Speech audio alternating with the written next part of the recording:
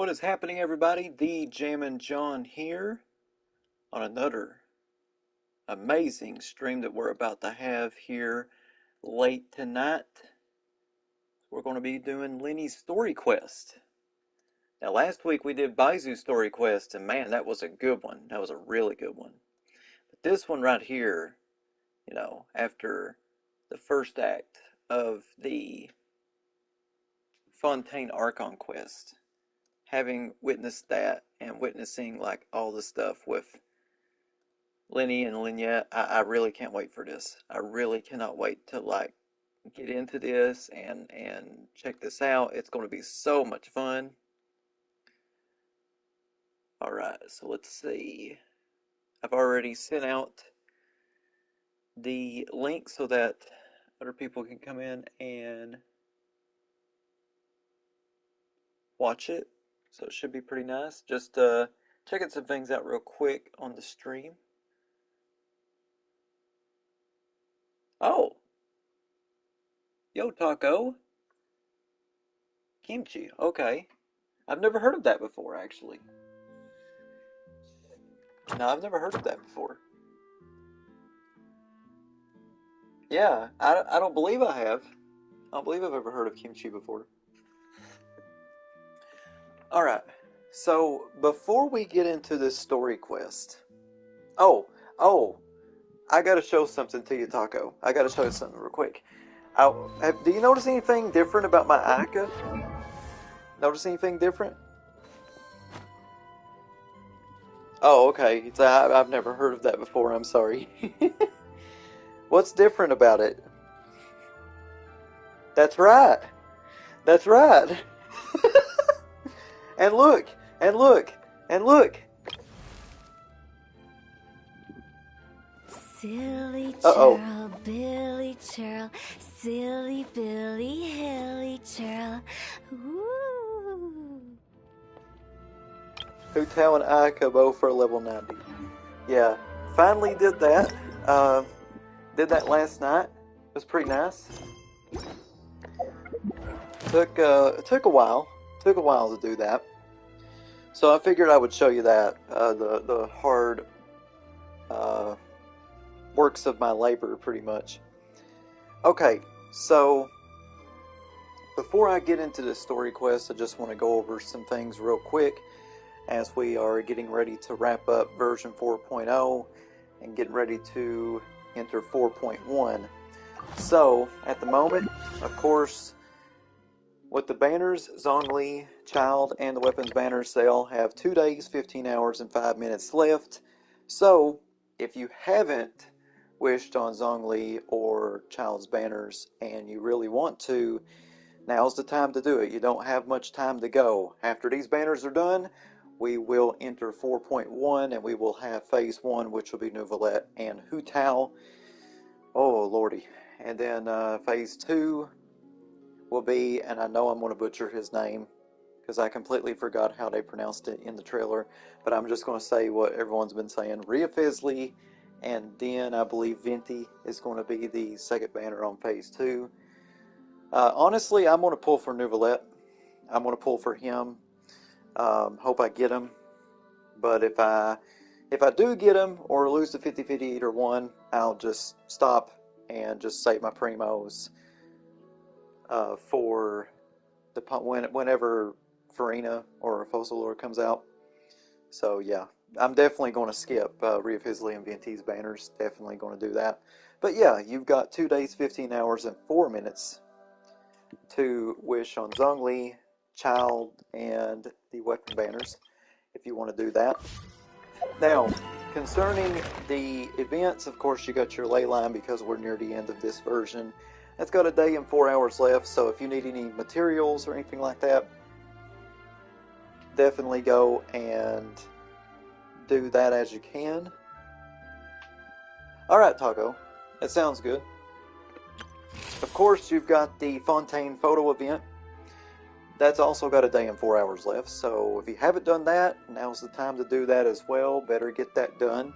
Same thing for your test runs. Definitely do that. Every single version, every single time we get one of these, do it. And that's about it for that. So, with that being said, it is now time to start Lyney's story quest. Now, Bazu's story quest was last week. Really great quest that we had there, and I'm sure this is going to be an amazing one too. Everyone that has completed this one has told me that it's really, really good.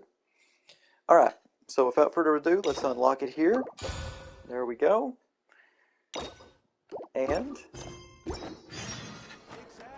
we need to talk to... Yes! We get to talk to Charlotte! Yes, Charlotte's in this quest! Oh, I'm so happy! Oh, I'm so happy that Charlotte's in this quest. Ah, yes! Yes! Hope Lynette's in this. Lynette has to be in this, along with Remine. So, let me go and, let me highlight that. So she's right there. Okay. I think she would be at the Steenberg, but she's over here.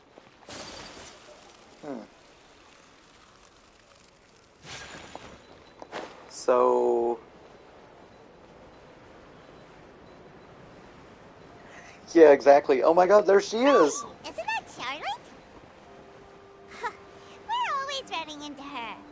What's she doing this time? Oh, looks like street interviews. Paimon has a funny feeling that we might be in for an interesting time if we go check it out. Shall we? My God, there she is. Let's go. Here we go. I see. So you believe that this warning letter was sent by the Phantom Weasel? Phantom Weasel? Wait, like the Weasel Thief? Absolutely. I've said it before and I'll say it again. The Phantom Weasel never acts as you expect. He must have faked his own death 10 years ago using a body double. Now that he's back, I'm sure the guards who worked on his case back in the day are in for a headache, but however this turns out in the end, the one thing it won't be is boring. That's true. That's true, Taco. Couldn't agree more. As a journalist, I'm gonna get a lot of mileage out of this one. Thank you, sir, for your time. Now, whom should I interview next? Huh? Hey! What a coincidence! Fancy meeting you here. Fancy meeting you here, too. Perfect timing. So, the Phantom Weasel's latest warning letter. What are your thoughts? What is this Phantom Weasel? Yeah, this is the first time we're hearing of this one. Could you clue us in? Huh? Oh, sorry. Yes, this case is from a decade ago. I guess you wouldn't know about it. Well, not to worry. You're in good hands because I'm a professional. The story goes like this. 10 or so years ago, a phantom thief became active in the court of Fontaine. Known only as the Weasel, nobody knew his true identity, and the authorities never managed to catch him. Wow, cool! He sounds like one of those mysterious night burglars that you read about in novels. Precisely. Well, except the part where they actually have a good reputation. Our Weasel targeted whatever people held dear, and no one was safe from his predations. He would just as soon steal a necklace from a rich merchant's safe as he would a toy doll given to a commoner child for their birthday. I know. The phantom thieves you read about in novels rob the rich to pay the poor, but this guy did not discriminate. Unsurprisingly, this didn't work wonders for his public reputation. Every man and his dog wanted to see him behind bars. Yeesh. So, did they catch him? Not exactly. There's a good chance that the Weasel would still be at large to this day if it hadn't been for an accident 10 years ago. A magician named Caesar fell to his death in a botched high-altitude escape performance. Gee, that sounds a lot like Hal. When the police went through his personal effects, they found a hoard of stolen loot and gadgets used for criminal activities. And that was how the Phantom Weasel's identity was revealed to all. Sure enough, thefts in Fontaine went down after Caesar's death. But today, 10 years on, the notorious thief has once again issued one of his warning letters and pasted it on the gate of the Opera Epiclese for all to see. I had to squeeze through the crowd this morning to get a photo as soon as I heard. Here, it's this one. What? Okay, so let me read this real quick. I can actually... People don't notice, but I'm fluent in Tibet language. So this says, we're no strangers to love. You know the rules, and so do I. A full commitment is what I'm dreaming of. You wouldn't get this from any other guy. I just want to tell you how I'm feeling. Gotta make you understand. Never going to give you up. Never going to let you down. Never going to run around and desert you. Never going to make you cry. Never going to say goodbye. Never going to tell a lie and hurt you. Rick Astley. Huh.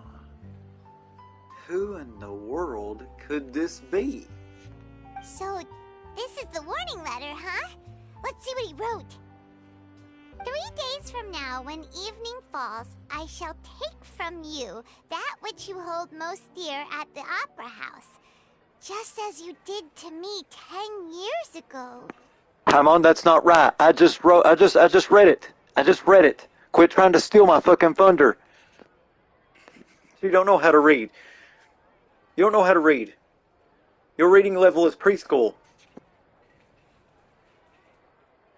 This is, without a doubt, a clear declaration of criminal intent. After years of laying low, the Phantom Weasel is back with a vengeance. What once seemed like an open and shut case has been blown wide open again. But why has he reemerged now? And what does he want? I sense an epic scoop, and I'm going for it. Oh yeah, I love scoops of ice cream. Uh-oh. If this thief will steal anything that other people value, does that mean even we might be targeted? That means you are going to get targeted, Paimon. He might try to nab you, little Paimon. I literally just said that. I didn't even see the damn dialogue option. Oh my god. Let's click that. Aww. But Paimon doesn't want to get kidnapped. Well, he'd have to go through you first. You would stop him, right? No. Okay, the people have spoken. It's clear that the public are very concerned about the Phantom Weasel's reappearance. Let's see, I've got a photo of the letter, my interview notes. Yep, that should be enough to form the skeleton of my article.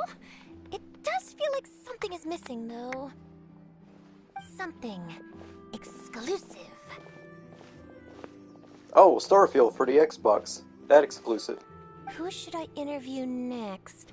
I need someone with a more concrete connection to the Weasel. Is that who I think it is? You're right. It's David Copperfield.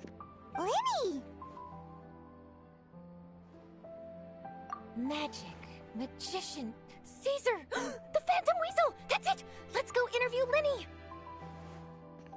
Okay, let's go. You see, the original Phantom Thief Caesar was a magician too! And what do Phantom Thieves and magicians have in common? They both have an air of mystery about them. Perhaps there's a connection there. Are you serious? What sort of a deduction is that? Oh, relax! My journalistic instinct tells me that an exclusive news story is beckoning. Let's go! No time for delay!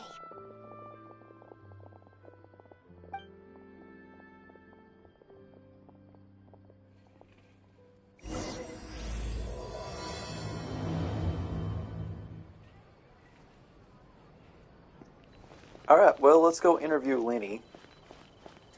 Find out about this, weasel thief. Fresh fruit, sweeter than syrup. Wow, Mr. Magician! How did you know which card I picked? Oh, it's simple. Come closer, and I'll let you in on my secret. Magicians have a special skill called telepathy, which means we can read other people's minds. Really? Then, what am I thinking now? Pigeons. Well, first you need to relax, because I can see that you're clenching your fist in your mind, as if to say, no, I mustn't let him guess it. Aww. And now you're getting a little flustered. You're trying to find a way to empty your mind, to think of nothing at all.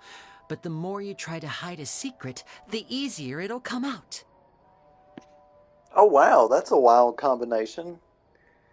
That's crazy, Taco. I think this kid's thinking about Fortnite, actually, now that I think about it. You snuck out from home today, didn't you? You told your family a little lie so you could come out and play. Now, that's not a good habit. Oh, that kid lied so he can be on Fortnite. Damn kids today ain't got no respect. You can tell? Oh boy, you really can read my mind. Of course. Oh, and that's the end of my performance. You should really be heading home.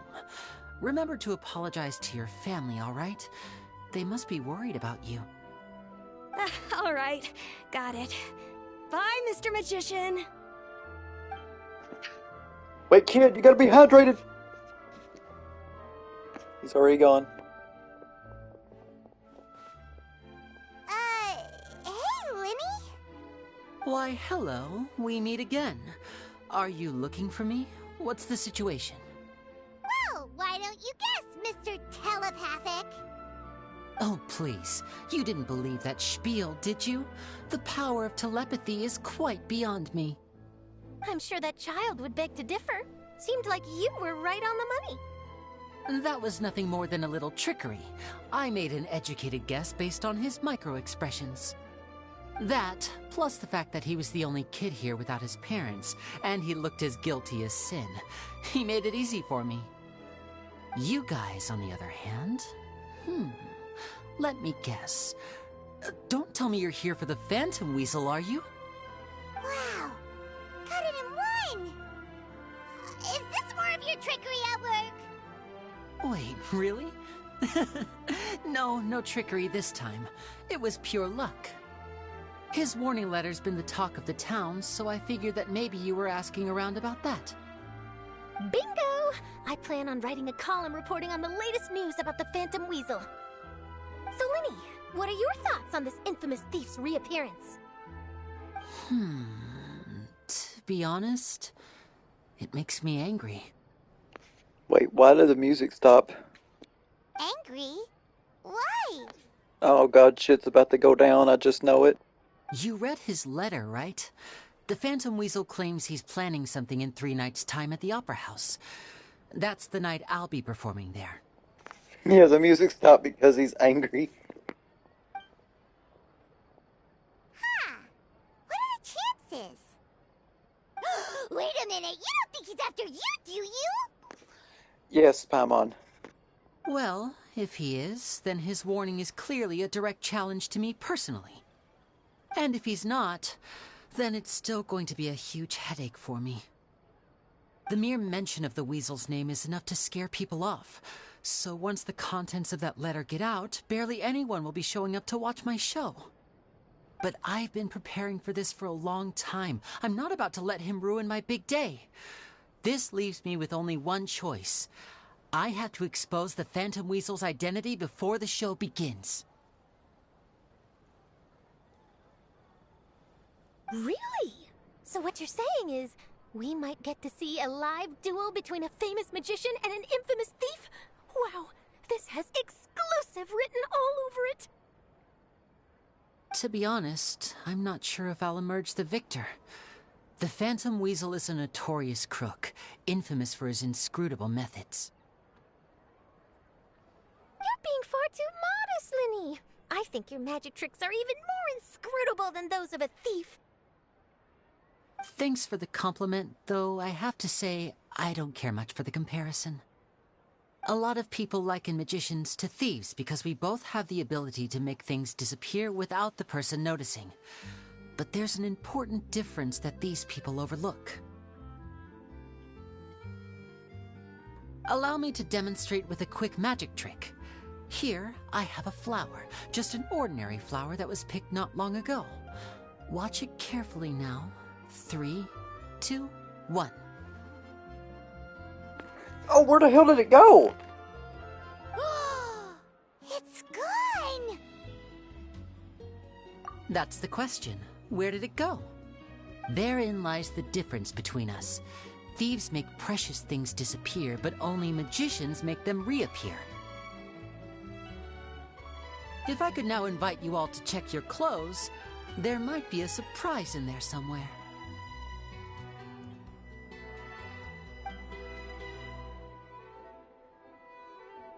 A surprise? Oh my god, Paimon. Wait, what? It's on me! What? It's right there! But how? You haven't moved this whole time! What an outstanding trick! Sorry, Lyney, it seems that my previous praise was woefully inadequate. Clearly, magic is the superior art form to theft.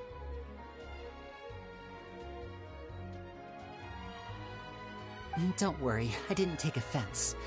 I just wanted to take the opportunity to perhaps change some of the preconceived notions you might have about magicians.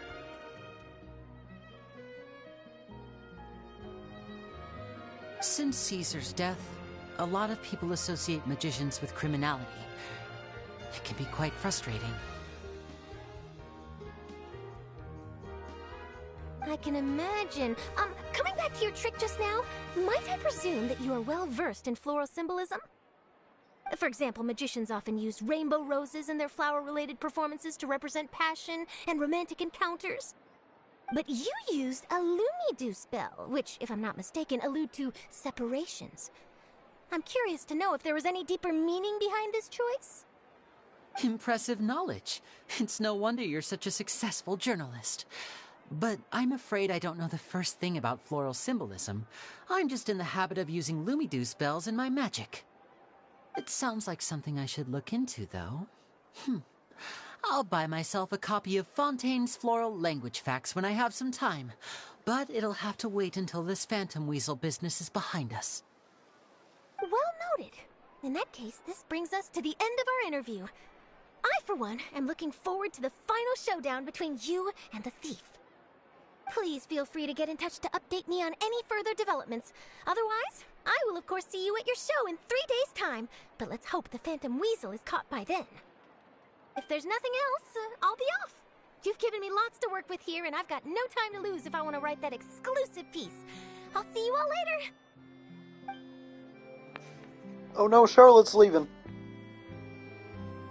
So, Lyney, are you gonna tell us how you did that flower trick now? I'm afraid that's my little secret. Aww. Well, magicians are entitled to their secrets. But Paimon's really itching to know how it's done. You can't ask a magician for their secrets, Paimon. Don't you know this? You feel it too, right? So itchy. Itchy? Not so itchy then, huh? Well, since you're so concerned, how would you like to serve as my temporary magician's assistants and help me investigate? Oh, nice, okay. Magician's assistants? Oh, that sounds fun! Assistants are technically magicians too! Also, it'll bring us one step closer to figuring out how that darn trick is done! Shall we go for it? It really was, Taco. It really was. Gosh, she still wants to know how that's done. Okay. Yeah, we'll help you. Excellent. Thank you for putting your trust in moi. The first thing we need to look into is who Caesar really was. If he truly was the Phantom Weasel, that means that the Weasel is dead, and whoever wrote this warning letter is just a copycat criminal. But if he wasn't the Weasel? Well, that'll make things more interesting. It would mean that the Weasel lives, and he's been laying low all this time in some corner of Fontaine. And if we're investigating Caesar, his fiancée Gemma is a good place to start. Word is that she visits the cemetery often, so I asked Lynette to wait for her there. We should make a move. Let's go and rendezvous with Lynette.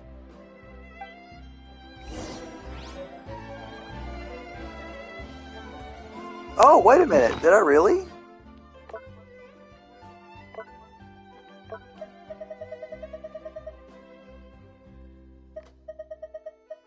Was that a... That's a quest item, ain't it? It is.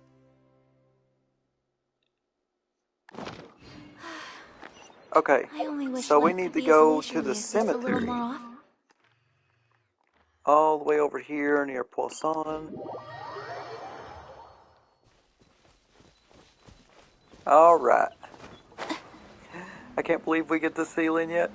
Lynette's gonna be in this. So nice.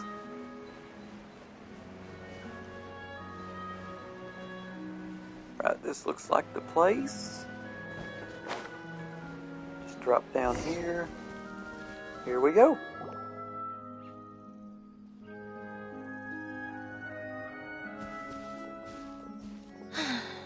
You took your time. Sorry, I bumped into the Traveler and Charlotte en route, and we ended up chatting for a while. It's been a while, Lynette. We're working as Lyney's temporary assistants in the investigation of the Phantom Weasel. Thank you. It's good to have you helping. So, what's the situation? Have you seen Gemma? Nope. I've been here a while, and she still hasn't shown up. How bizarre. Maybe it was bad intel. Well, we won't get anywhere by standing around waiting. Traveler, Paimon, let's go ask around. Wait, let's see what Lynette has to say first. I'll wait for you here and see if Gemma shows up. Okay, that's about it. What do these two got to say? A lot of people here today, huh? When did this cemetery get so popular? Same thoughts here. What's going on? Alright, so let's talk to this guy. Excuse me, good sir. Do you by any chance know a Gemma? Gemma? You mean Caesar's fiancée? Sure I do. What's this about? I'm just trying to get a hold of her because I need her help with something. I heard she comes here a lot. Yeah, she does. Poor thing. It's no secret why, either. She's heartsick. Ever since Caesar passed away, she's been coming here once every week to clean his grave.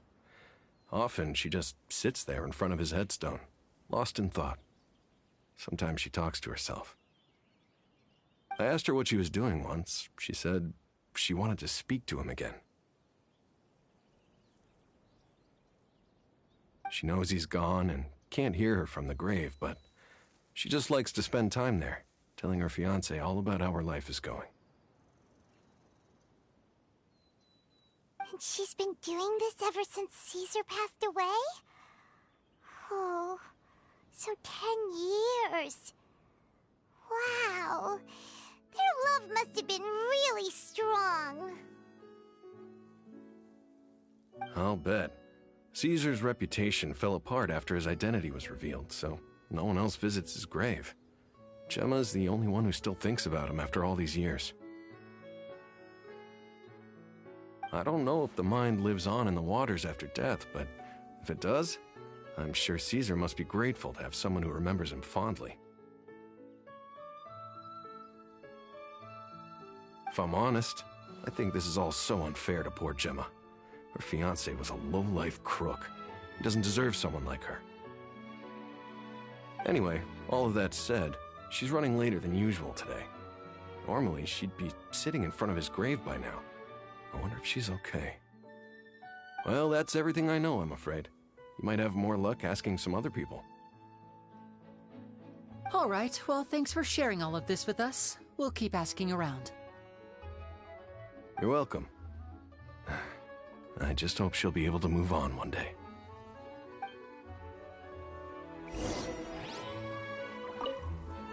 A lot of people find cemeteries bleak and oppressive, but not me. I find the silence gives me a sense of peace, and something about being in the presence of the dead and buried sort of puts all of life's woes in perspective. Wow, that was pretty deep. Oh, we get to talk to these people again. Okay. Did you hear the news? They're saying the Phantom Weasel's back. I know, right, Taco? That happened last week. You're kidding. Wait, isn't he dead? I don't know anymore. All sorts of news flying around nowadays. I can never tell what's true and what isn't. But what if, just hypothetically, I mean, what if this weasel's the real deal and Caesar was framed? Called it. Seriously, 10 years ago, on the day it all went down, I said to myself, you know what? This guy's been set up. The Caesar I knew was a good guy. He gave balloons to children on the street, for Pete's sake. What, are we supposed to believe that he was a balloon thief or something? Give me a break. Oh, please. Weren't you the one cursing his name to high heaven when the police announced the news? You were all, "Oh, that gosh darn lousy son of a, you think you know a guy," or words to that effect. We can't curse in Genshin Impact. Wait, did I say that? I don't seem to recall. Hello there. Sorry for disturbing you, but I couldn't help but notice you were discussing the Phantom Weasel. We're actually quite interested in this topic as well, but we're struggling to get to the bottom of it. Do you think you could spare a moment to tell us a little bit about Caesar? You've come to the right people. Yep, I was there. Back when Caesar used to perform magic tricks on the street. He was a great magician. The best trick I ever saw him do was pop a transparent balloon, only for a whole bunch of doves to fly out from the inside. I was right up close and didn't blink or look away once. But for the life of me, I still don't have the faintest clue how he pulled it off. Really incredible stuff. I saw him perform too. He always used to bring some gifts along for the kids who came to watch his show, and he'd hand them out after he was done. Sometimes he even got the kids to write their wishes down, and then he'd make the items on the wish list appear in his next show. Oh, so he was Santa Claus, basically. Huh. He doesn't sound like such a bad guy. But after he died, there were also rumors that he used the wish list to find out what was precious to people, with the intent to steal it later.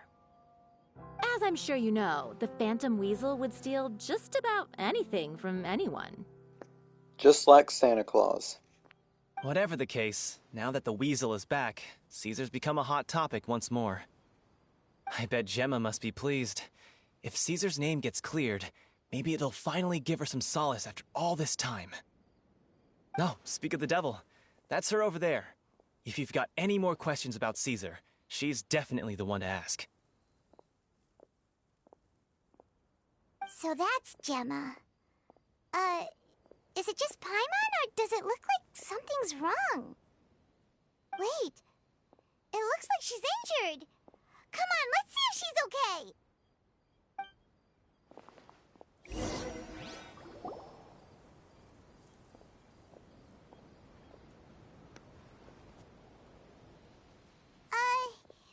Hi there. You're Gemma, right?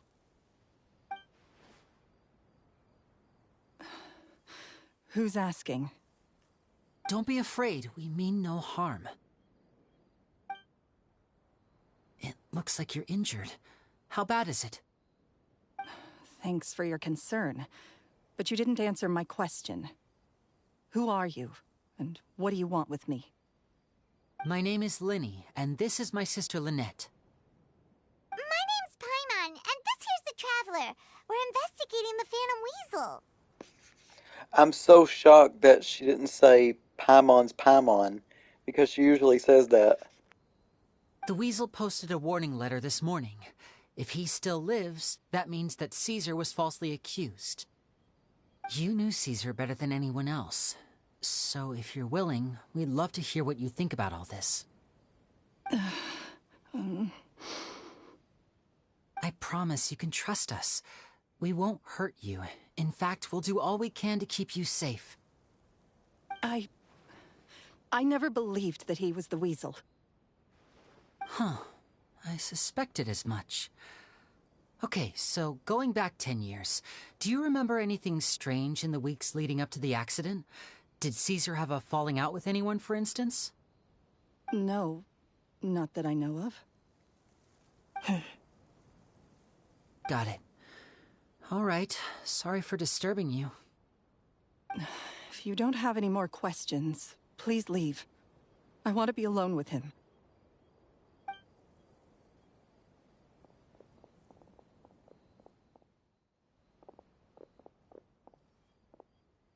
Judging by the look on her face, there's definitely something fishy about her. Oh, yeah, she just lost her husband like 10 years ago, and she's mourning him. I mean, But you wouldn't know anything about that, would you, Paimon? No, you wouldn't. Absolutely no fucking brains in that head of yours. She's lying. She definitely knows something. Wait, what, Lynette? No! What do you mean? What do you mean? No, she's just a mourning woman. Why do you guys say this? Even the Traveler? What the fuck? That's fair. We're just a bunch of strangers who showed up and started questioning her about things that happened a whole decade ago. It makes sense that she'd be wary around us. In any case, I doubt we'll get any further here, so let's call it a day. Meet me outside Hotel de Boer tomorrow, and then we'll start the next step of our plan.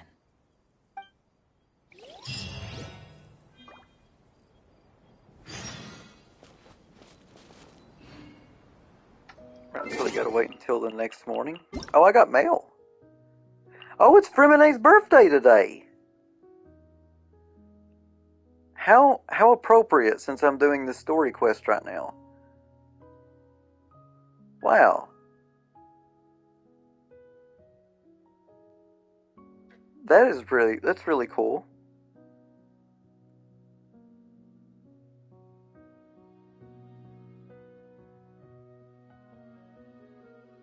Okay. So there's his specialty. And we got some of these. Nice.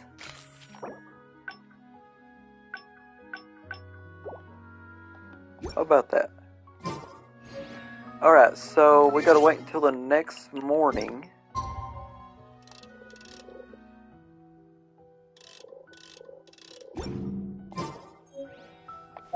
Okay.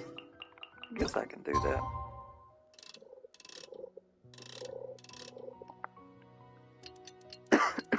Alright.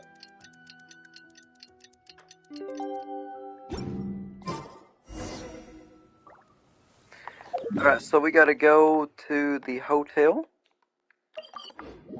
So here we go. There he is. Over here.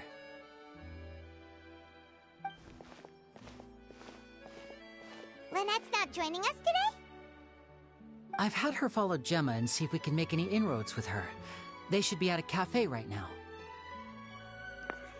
Tis, tis, tis, stalking an old mourning woman. Still, I don't think that Gemma's likely to open up to us. So, we need a contingency plan. Today, we'll be looking into a guy named Lorenzo, Caesar's former pupil and assistant. When Caesar passed away, all the stolen goods discovered in his home were confiscated and returned to their rightful owners. But Lorenzo was the only one privy to all his magic secrets, and he inherited his craft. Before long, Lorenzo was the next big magician in town, his fame surpassing even that of his master, and it made him very wealthy. He's since left the magic scene, though, and these days, he's a wealthy businessman with his fingers in a lot of different pies. Man really must like pie. I had to pull a lot of strings, but I managed to get him to agree to a couple of drinks with me. Be warned, though, I hear he's got a hair-triggered temper. We'd best be careful. Sounds fun. Yes, hair-triggered temper. Try saying that 3 times fast. Alright, so we're going inside the hotel here. And he's over here, I believe. Yep.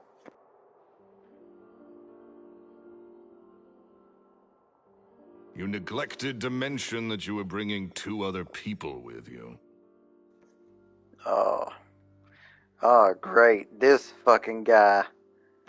My apologies. These 2 are my assistants. When they heard that I was meeting with the former Magic Maestro himself, they begged and pleaded with me to bring them along. And if it's no trouble, a couple of autographs would really make their day. Oh, forget the pleasantries, just sit. This guy's an asshole. I hope we get to kill him in this storyline.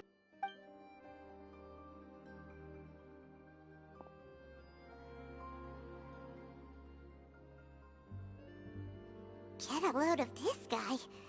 Forget the pleasantries, he says, but he looks pretty happy about Lyney stroking his ego. I only agreed to meet since we're both magicians. Do me a favor and cut to the chase. I have more important things to do than drinking.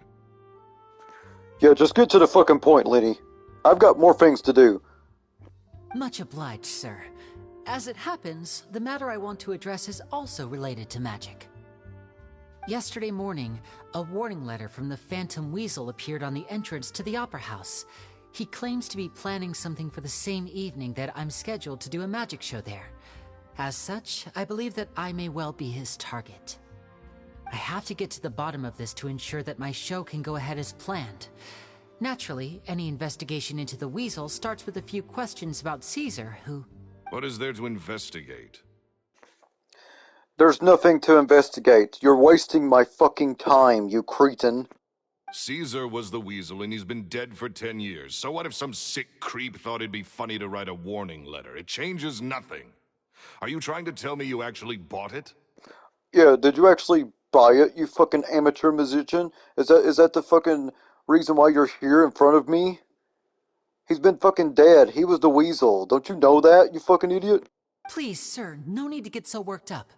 I do concede that a copycat is but one possibility. Possibility? It's a fact, Lyney. Look, my patience is limited, so listen carefully while I'm still willing to put up with you. The Weasel is dead. Period. Everyone knows that, so do yourself a favor and quit this investigation. It'll lead you nowhere. Look, if this affects your magic show in any way, I will personally compensate you for any losses. Oh, sir, I'm honored, really. But this isn't about finances for me. My pride as a magician is what's at stake here, Lorenzo. Copycat or not, this person has thrown me the gauntlet, and I must meet their challenge head on. Your pride? Don't mince words with me, boy. Just tell me, what exactly are you seeking to do? Yeah, just cut the bullshit and tell me what it is, Lyney. I'm tired of this shit. I want to find out the Phantom Weasel's true identity. I have to know for myself what really happened 10 years ago. You don't need to know. He's dead, Lyney. He's dead. Okay? I've been trying to tell you that for the last 10 minutes.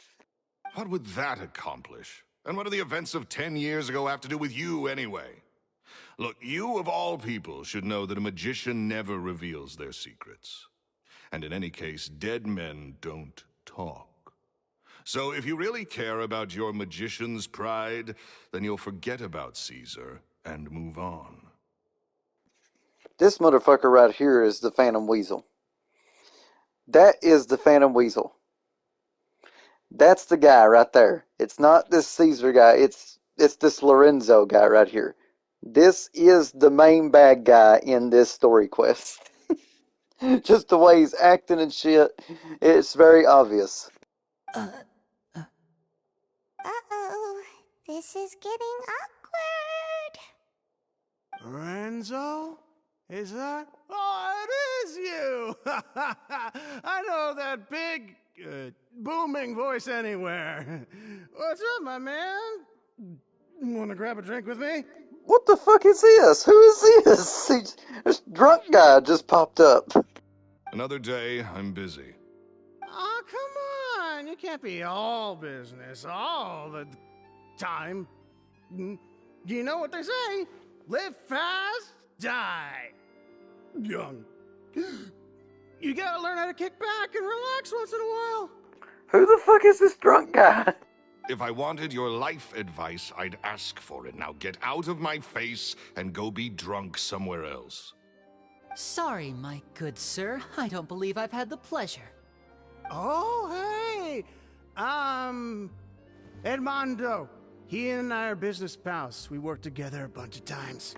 Edmondo? That's a great name. I'm so happy they both have mustaches. This is your first time meeting him? Oh, he's always like this. Foul-mouthed and hard-nosed. Never heard a kind word out of this guy the whole time I've known him. And he wonders why he can't get a girlfriend, despite being, what, pushing 40, 30, something? Anyway, Point is, a lot older than when he first got rejected by the girl he was into. And he's still into, from what I hear. Okay, so Lorenzo is an incel. Got it. Okay. Shut up and get out of my face. Another word out of you and you can forget about doing business with me ever again. Do I make myself clear? Yeah, if you bring up the woman I sent for, I will smite you. Do you hear me? Sorry, I may have had a little too much to drink. All right, I'm gonna leave. Don't work too hard. Mondo hitting the jack too hard.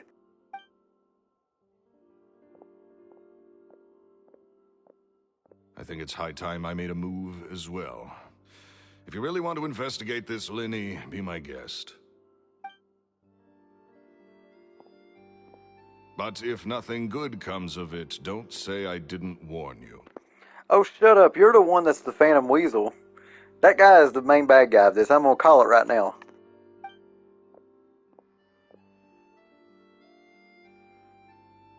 Well, that fell to pieces in a rather spectacular fashion. Any thoughts? Totally. And what was all that about compensating you for your losses? Why would someone you just met make an offer like that? Because he's the Phantom Weasel, Paimon. It's him. He's gotta be hiding something. And not like Gemma. She was a little suspicious, but this guy's definitely covering something up. She might not have a lot of brains, but I agree with her on this. I actually do. I think so too. We need to look into Lorenzo more closely. That guy Edmondo seems to know a thing or two about him. He only just left. Let's see if we can catch up with him.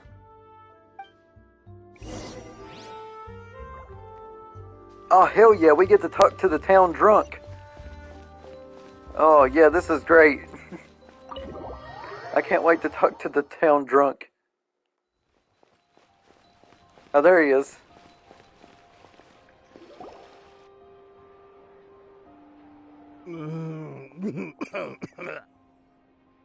Oh my god. You okay there? Who are you? Oh, it's you guys. Don't worry about me. I must have had one too many. I just need to ride it out. He's gonna vomit. I say way too much back there, didn't I? Yeah, I nearly talked myself into complete financial ruin. Note to self, no more drunken chats when Lorenzo's around. So, he was serious about threatening to cut you off? Paimon knew he was a bad egg! Hey! Keep your voice down. Don't go prying into Lorenzo's personal affairs. Bad things happen to people who ask too many questions. Or make an enemy out of him. Oh, like what bad things? What kind of bad things? Don't even ask. I'm sorry. I'm gonna have to cut this conversation short. I'm not crossing that line again. And take it from me, trouble with Lorenzo is one thing you don't need in your life. You saw him flare up back there. I don't know what you said to him, but clearly it touched a nerve. That's not a good sign. You're too young for this. Don't get in over your head. I'm leaving. I like this guy. I do. I just, yeah. You're too young for this. Don't get in over your. Something's definitely not right with this Lorenzo guy.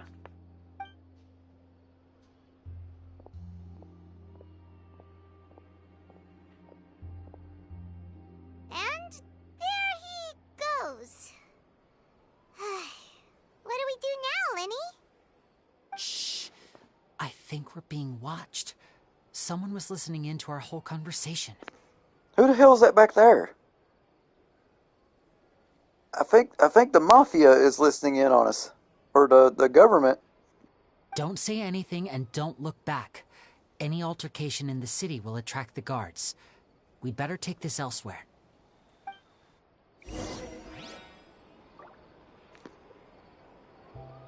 What is going on? What is like happening right now?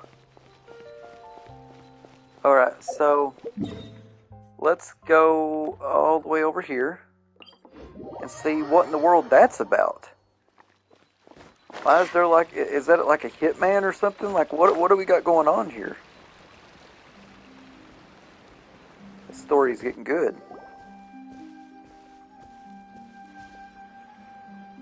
You followed us a long way.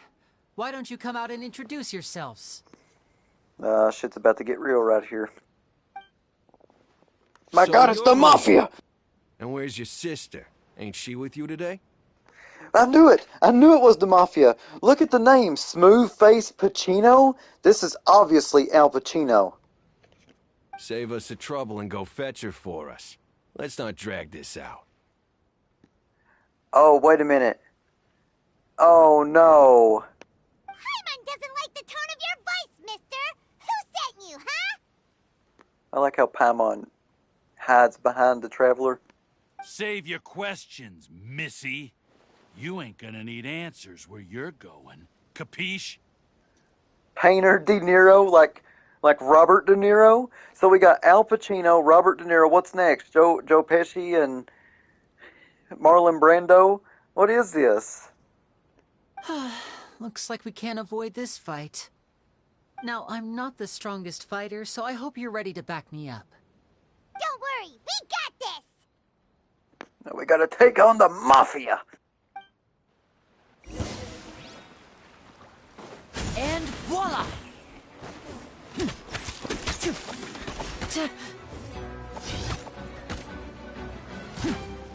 What the hell was that? Can I do that again? Let me do this first. Whirling snow! Step right up!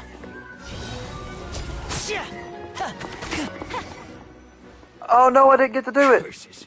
They're tougher than we thought. Vision wielders are always trouble.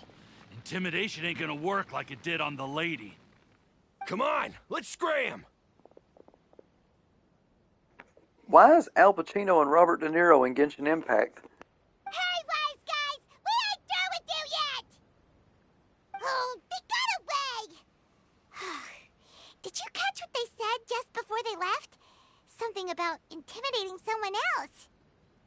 Sounds like they just wanted to rough us up as a scare tactic, and they've already done it to someone else, but who? You're right. She was injured when we saw her yesterday, and she acted like she had something to hide. Yep, I'd say that's what it is.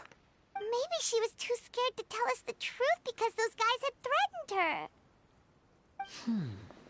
Well, if that's the case, she should be more willing to open up to us once she learns that those thugs won't be bothering her anymore. Let's head back to the cafe and see if we can get any information from her.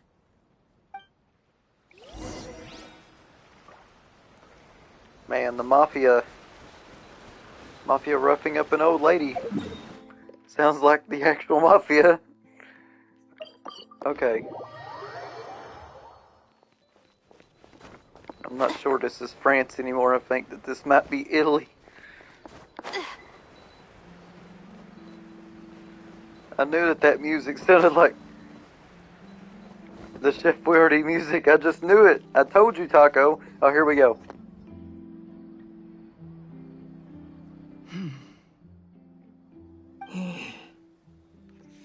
This is a great moment.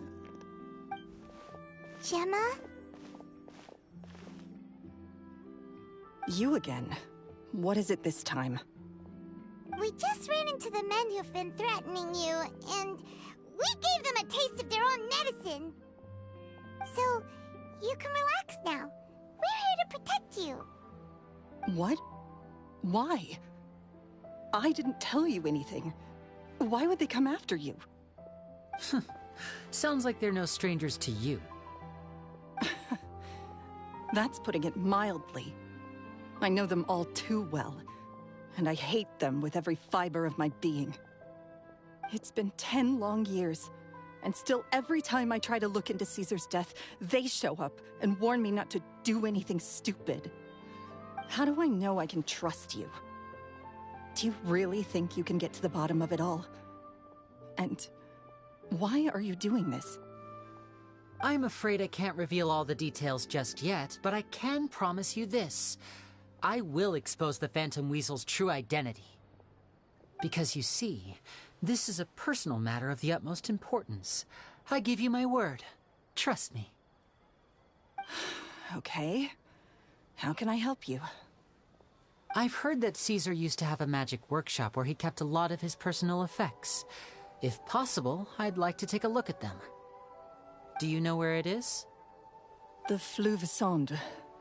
But the place was sealed up by the police after his death, and no one's been there since.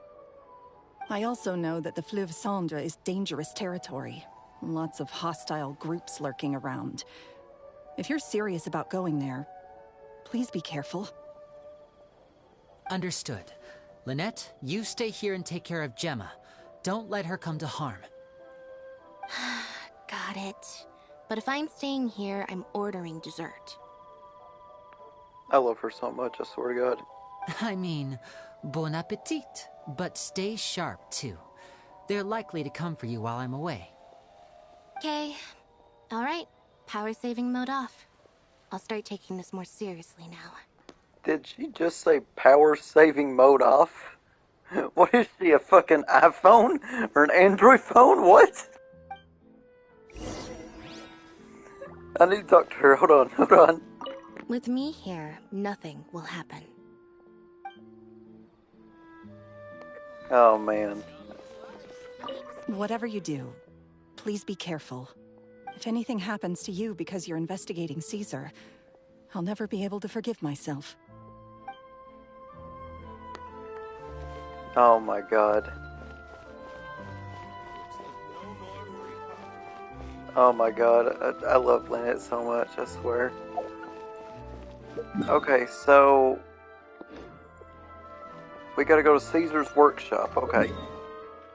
That's all the way over here. And it looks like it's gonna be underground, I believe. Yeah.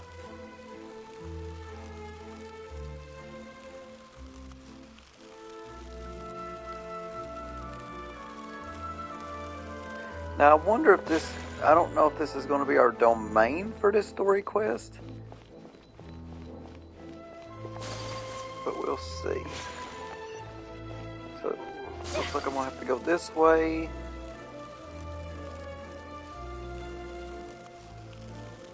Over here.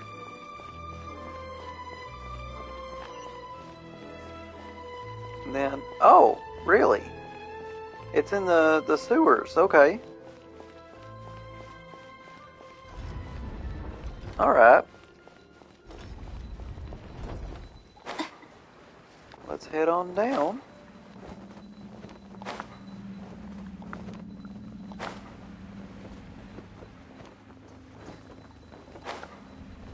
Just keep heading on down. Yeah. Okay. Wow.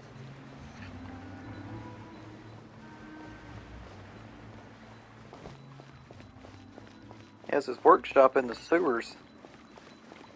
Not shady at all. No funny business. Here we go. If Gemma gave us the right location, then the workshop should be right nearby. Huh. Looks like these boxes are blocking the entrance. Let's shift them away first. There we go. It should be just down here. Wow.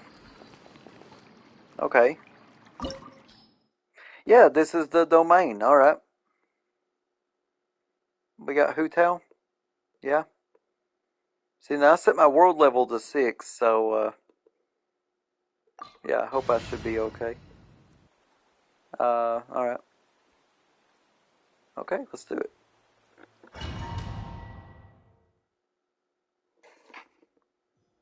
We got Lyney as well, so that's also nice.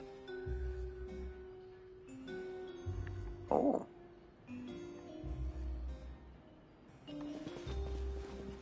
Okay. Love this music so far.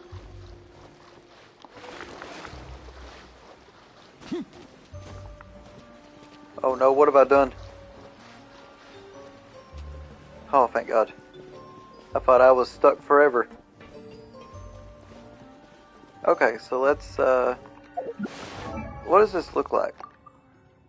Okay, this ain't, oh, okay. Okay, not too bad, not too bad.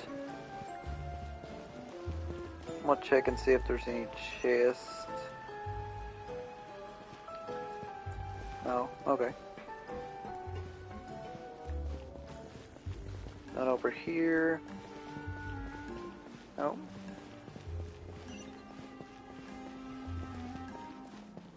No. Oh.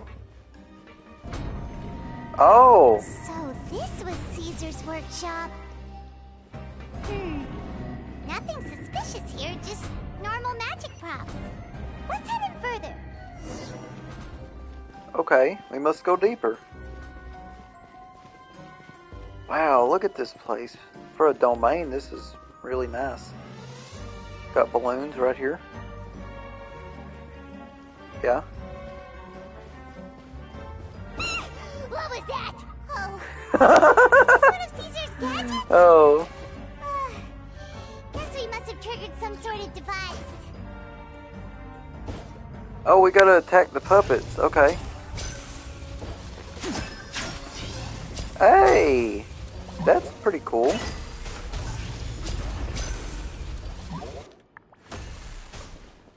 Alright, okay. Wait, was there? No? Alright. Okay.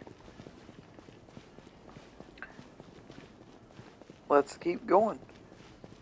Wow, look at this. Oh, that's so cool. That is really cool. Got all these balloons here. Oh, my door of resurrection came up. You know what that means? Going to be having some enemies. Right there they are. Let me heal up real quick before I do this. And, tell you what. Feel like doing a melt reaction. So, let me get that started up, and we're just going to tag that one right there. Okay. Here we go.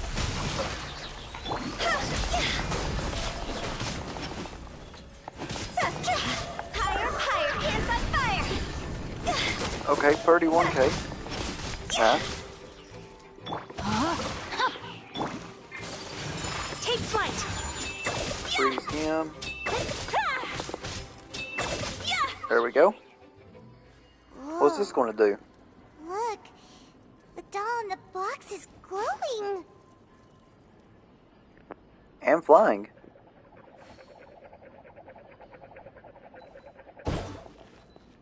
What is going on here?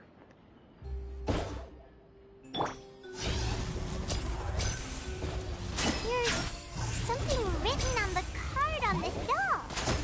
Let's take a closer look.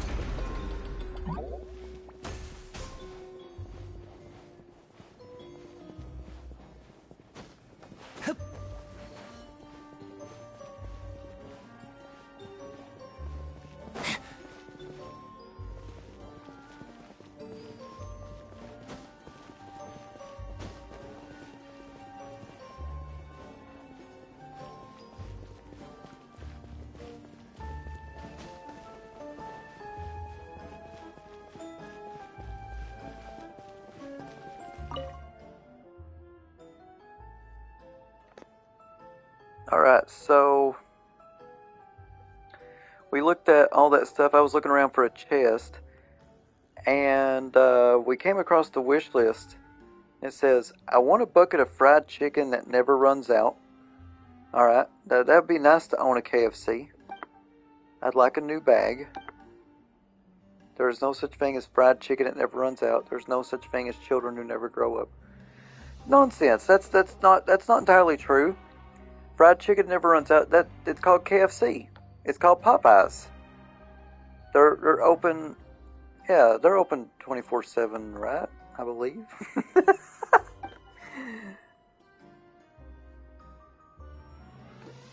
Eating too much fried food is bad for you. Make sure you pair it with something healthy like a salad, alright?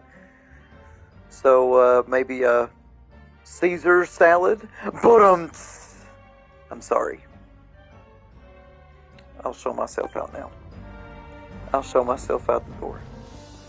Here I go. I'd like to apologize to everyone in my stream after making that terrible ass joke. But it had to be said. Oh, man. The music stopped. Looks like we've reached the end of this route. Shall we try a different one? I'm sorry, Taco. No, Taco, I'm sorry. I didn't mean it. Taco, please. I thought it was a great idea. Oh. Of course, the guy named Caesar would recommend a salad. Okay. Can't use these things, it looks like. So let's just go over here. These magic boxes are moving. What do we do? One of them looks different from the rest. Let's investigate.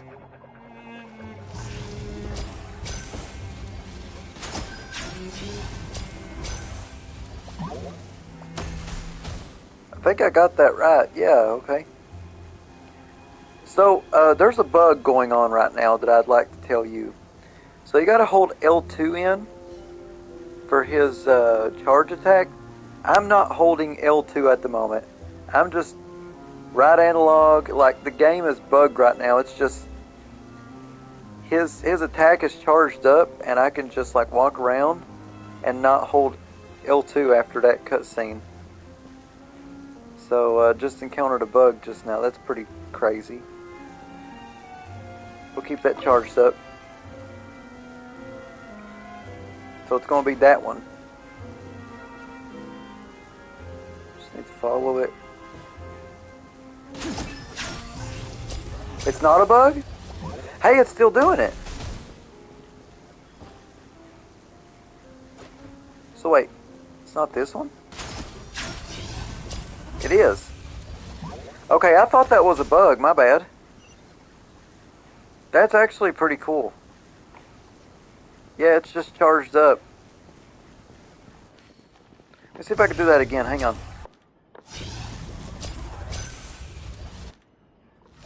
No, I can't do it anymore.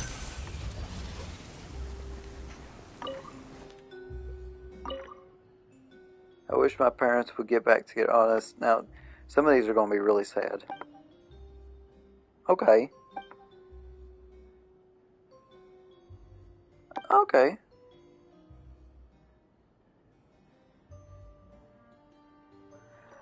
You can always share your troubles with me, children. Oh, okay. Alright. Yeah, I'll have to look into that and see how to do it on PlayStation. You can always share your troubles with me, children, but some wishes need more than magic to make them come true. They need the power of your hard work. Wow. Yeah, this guy sounds great. He really does. I want to look around real quick. You know, maybe we'll find something good, or maybe not. Never hurts to look around. But we did find that one wish list. We could probably look at that other wish list here in a second. Yeah, right here. When do we get to go to your wedding? Wait, what?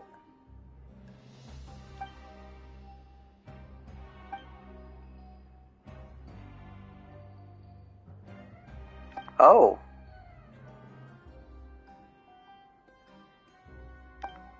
So he went on a tour, okay.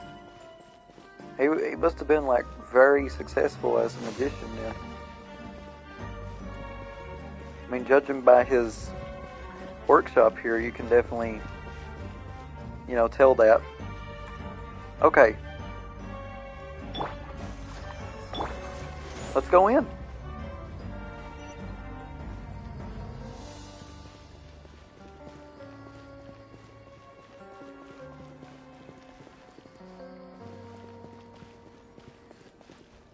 Wow. place is pretty cool looking. It looks like we found a study.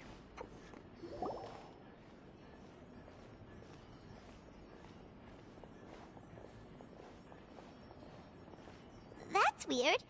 Have we reached the end already? There's nothing here. Maybe this was a wasted trip. This place seems a little too ordinary for a magician's workshop. There's a distinct lack of mystery. I bet you there's a secret door. We've triggered quite a few devices on the way here. I'm starting to wonder whether Caesar built this whole place as one big, elaborate magic contraption. If so, then there must be more to this place than meets the eye. Maybe a hidden room somewhere. That's right. Aha! If I just move this book, then hopefully... And... presto! A secret passageway!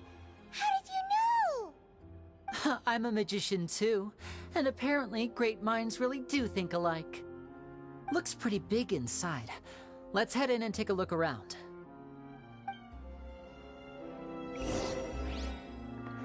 And we got a chest right there too. So there is a secret room.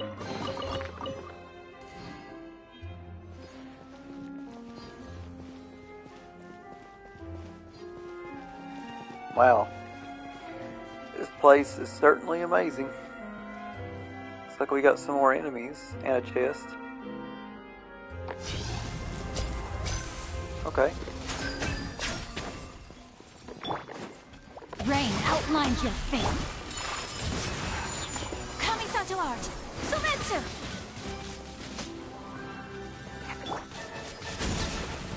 Nice. Okay, let's get that chest.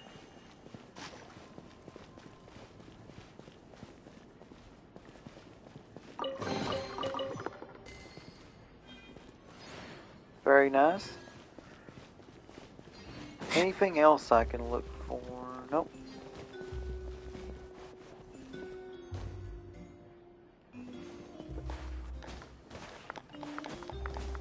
Nope, can't go that way. Alright, let's keep going. Looks like we got another elevator.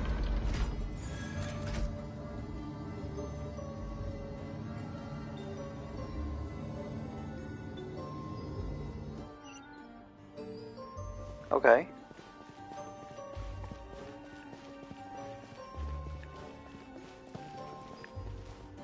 Wow. Oh, we got another enemy. Let's get this show on the road!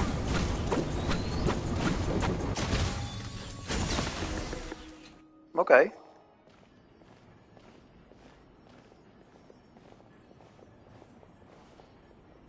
Why have you stopped, Lyney?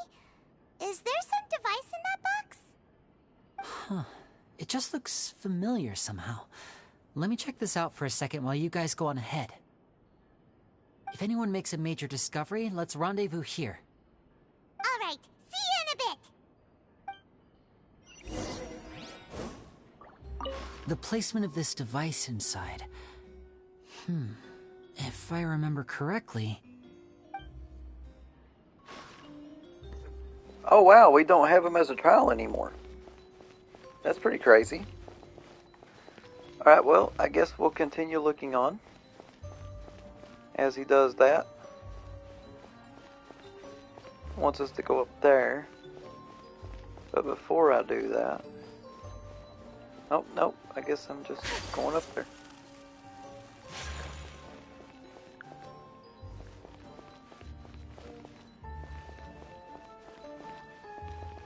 Oh. Here's one of MiHoYo's elaborate puzzles.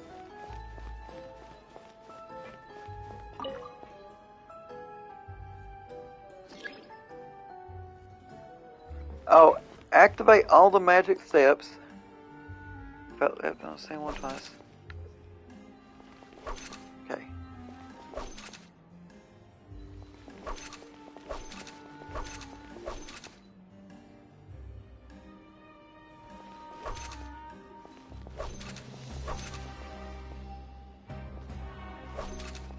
Oh, man, I messed up. Oh, seems like we can't step on the same tile twice.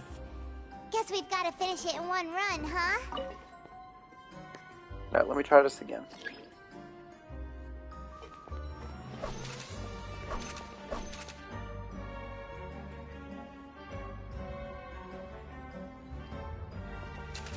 What? I didn't do that. I did nothing.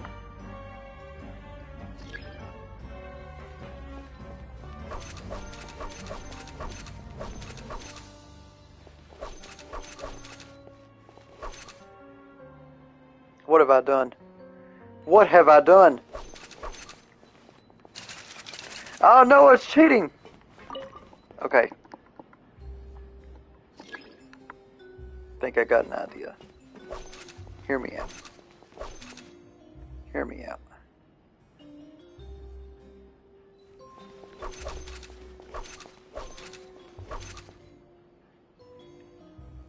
I see.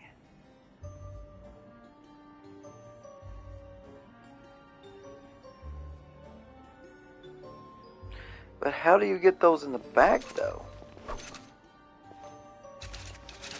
Oh, fuck. How do you get that in the back?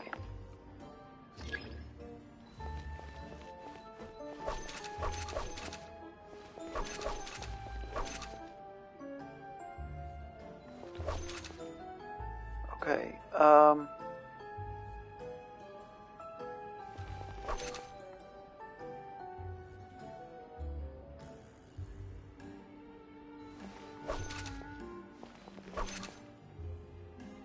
oh no. Nope, that's not the way you do it.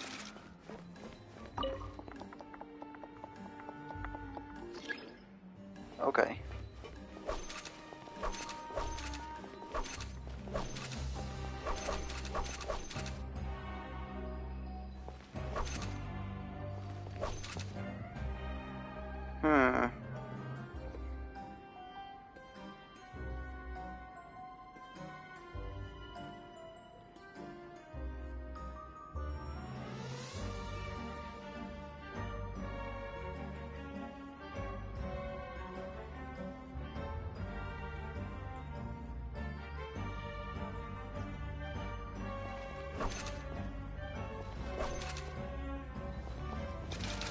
Fuck, okay.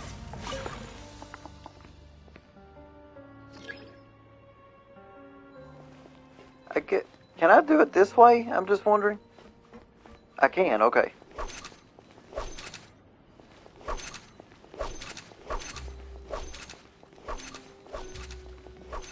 Oh, but then you have to deal with this.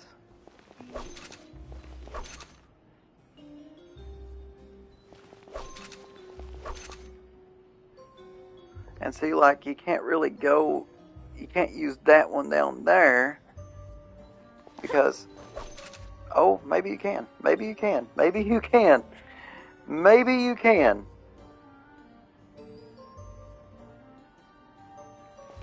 But what about the one in the middle, though? Yeah, okay.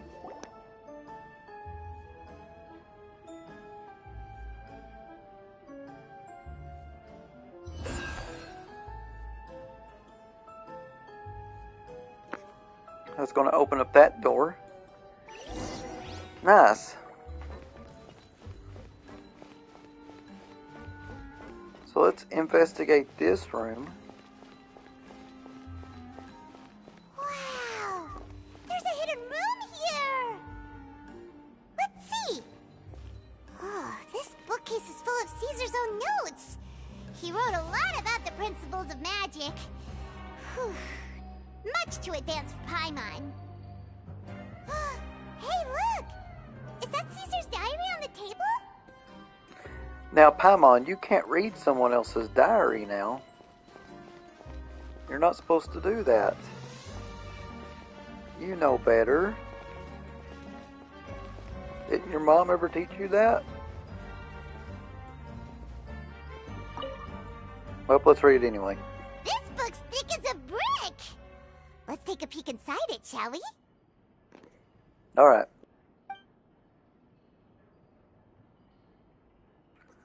About the wish list, children's do. Yeah, let's read the wish list first.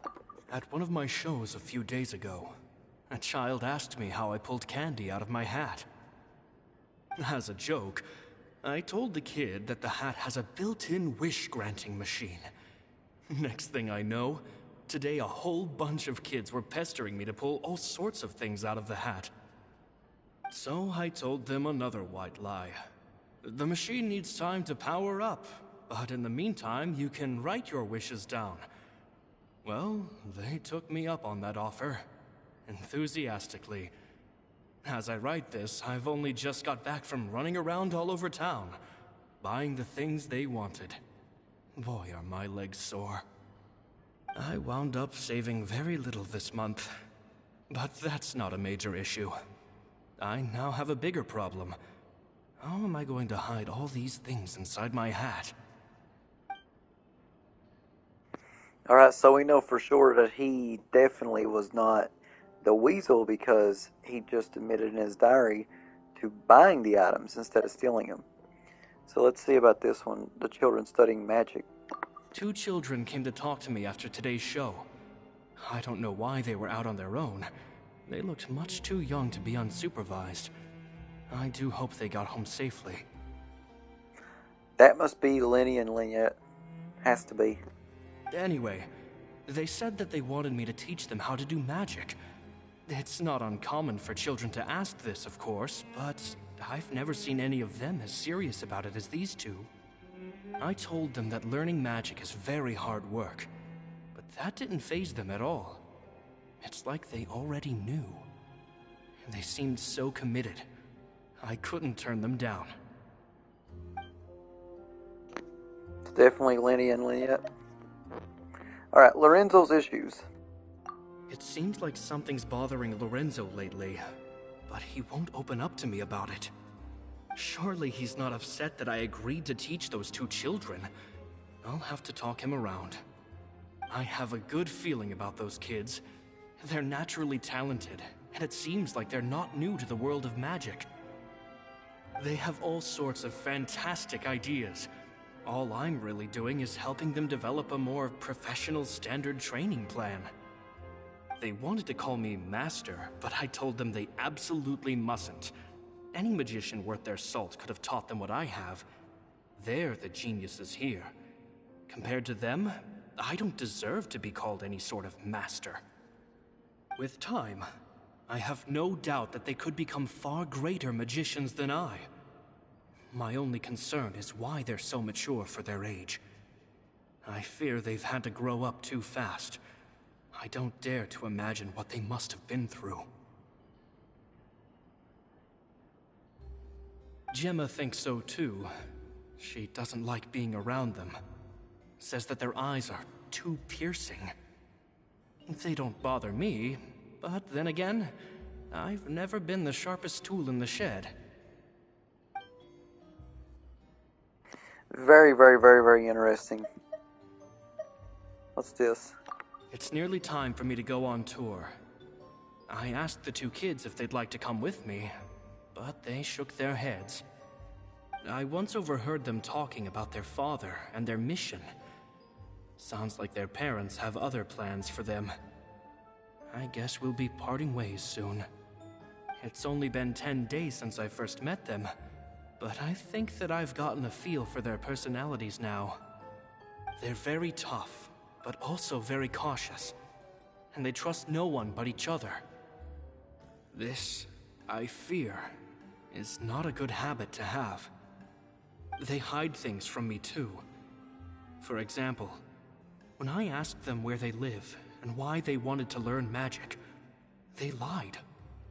That's the thing about children. Whenever they're trying to cover something up, it always shows somehow. I can sense that their lives have been hard, possibly even dangerous too. They're not like other children. It's a shame that I can't do more to help them. After thinking things over, I decided to tell them a bit about how I see the world. It's full of lies and falsehoods, and that is why we must find our own truth. P.S. I hope they won't find my nagging annoying. Children are so opinionated nowadays. Will it do them more harm than good for someone they've only known 10 days to lecture them like that? PPS. Maybe I'm overthinking this. Children aren't interested in grand philosophies. It probably just went in one ear and out the other. I bet they've already forgotten every word I said. That's right, Taco. And also, Dragonspine was destroyed from a nail from Celestia. Oh, Caesar, Caesar. Just mind your own business next time.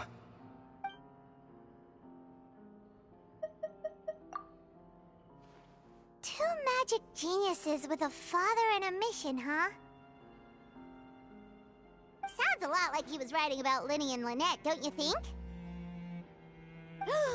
So did they meet Caesar when they were kids? Let's go ask Lyney!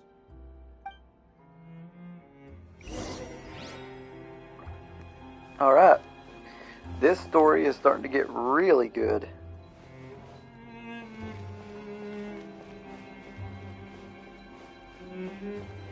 Alright.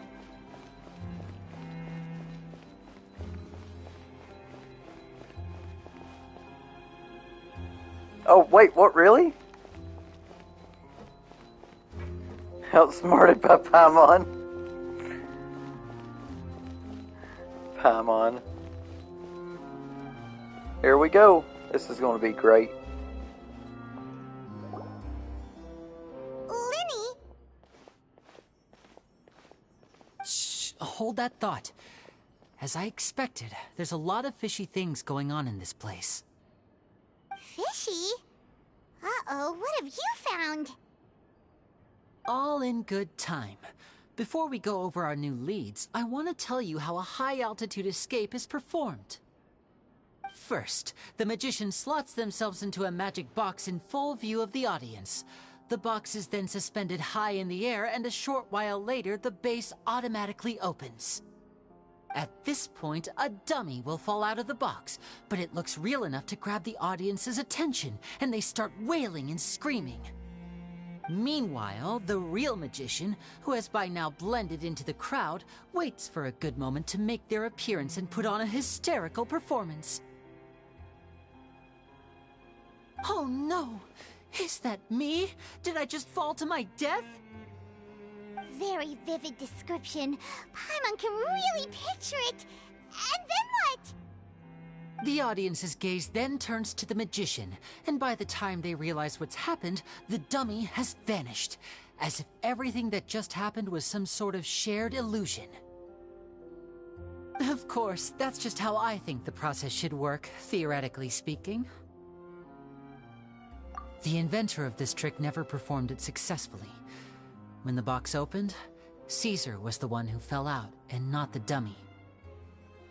Oh my god. Oh, that's how he died. He fell right to the ground from the highest point of the opera house. No one could hope to survive that fall. Not without a vision, at least. And no one else has ever attempted this trick since. My understanding of how it works is just based on what I could gather from his notes and the relevant gadgets here in his workshop. So Caesar's famous high-altitude escape has never been done, huh? Paimon was about to say how cool it would have been to see it in person, but if it's that dangerous, it's probably for the best that no one else tries to do it. Wait a second. So if a dummy's supposed to drop out of the box, then where does the real magician go? How does he get out? Glad you asked. That brings us to the secret of said box. This box right here is the one that Caesar constructed himself to use in the performance, and it's not as simple as it looks. Inside, there's a device that only the magician himself would know about. Once the magician's inside, and the box is lifted up into the air, the audience's view of the box is fixed at a certain angle. From where they're standing, they have a clear view of the front, sides, and bottom, but the back and the top are now no longer visible. At this point, the magician presses a button inside the box, opening a secret door out of view. He then escapes through this trap door onto the opera house roof, waits for the dummy to fall and distract the audience, and quietly returns to ground level. That's way simpler than Paimon imagined. Even Paimon could probably do it. Really? Someone fucking died doing this trick, and that's what you say, Paimon? Like, for real? Okay, why don't you do it then? Show me. Why don't you show me, Paimon? Well, there's a little more to it than that, of course. The hardest part of this trick is controlling the audience's mood and reactions. That takes an exceptional degree of showmanship. There's the falling dummy, the miraculous reappearance, the pompous performing. Maybe the magician would even have themselves tied up before it begins to strengthen the impression that there's no escape. No, she can't fly during this. That's cheating. She has to walk. Nope, she has to walk. She can't fly. That's cheating. Many days and nights of careful research and painstaking practice would have gone into this, all culminating in a performance just a few minutes long, but one that still manages to transform the shock and grief of a tragic accident to the joy and laughter of a mesmerizing magic trick. Caesar was a highly accomplished magician, but unfortunately, even he didn't manage to pull it off. So, how did it go so wrong? You said you found some fishy stuff here. Have you figured out what really happened? I can make a pretty good guess. I looked into the case files. The magic box Caesar was using at the time of his death had the secret button I mentioned positioned on the right-hand side. And, sure enough, he always used his right hand as his dominant hand in public. Okay. Nothing suspicious there. But here's the strange thing. Most of the devices in this workshop have the mechanism on the left-hand side, including this box right here, which leads me to believe that Caesar was in fact left-handed. Oh, just like me.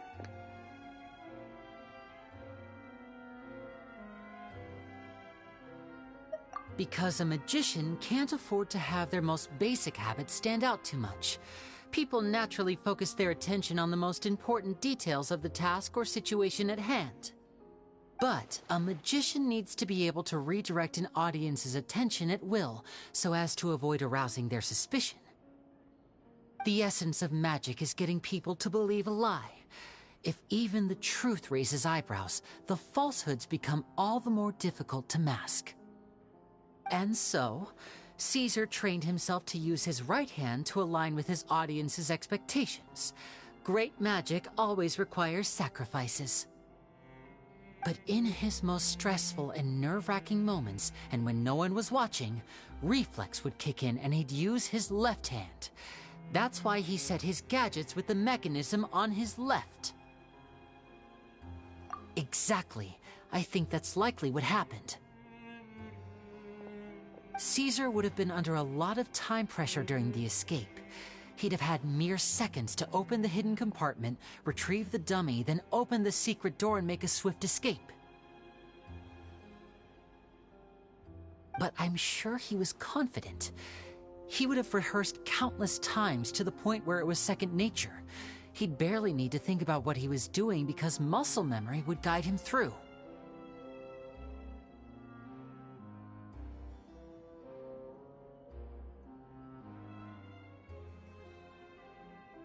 So he opened the compartment, took out the dummy, checked everything was in order, and then went to leave.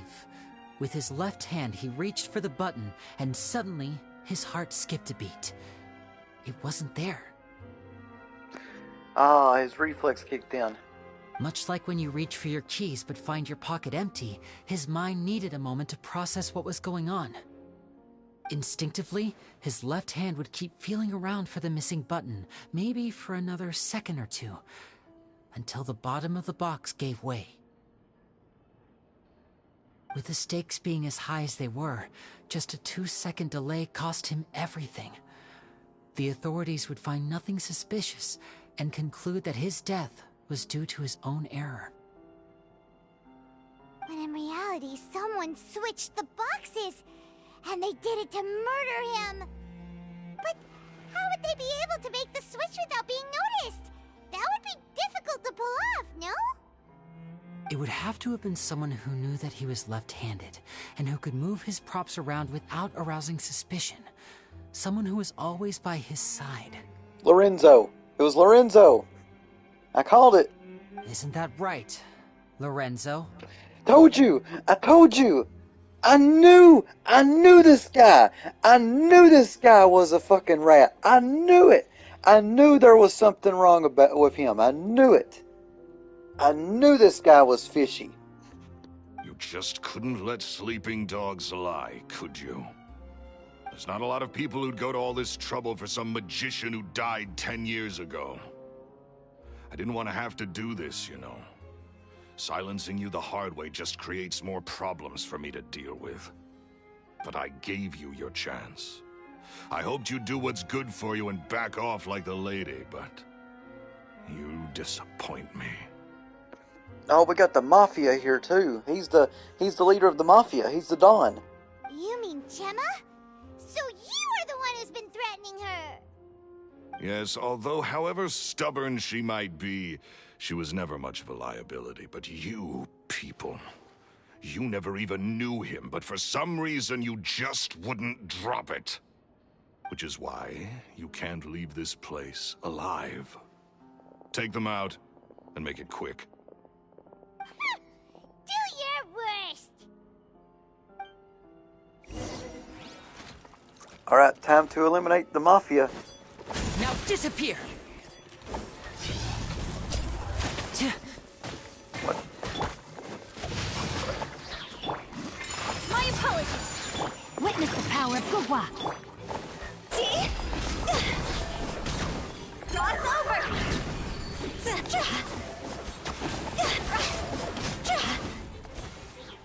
Alright. Step right up. Here comes the finale. What? What the fuck is this? What?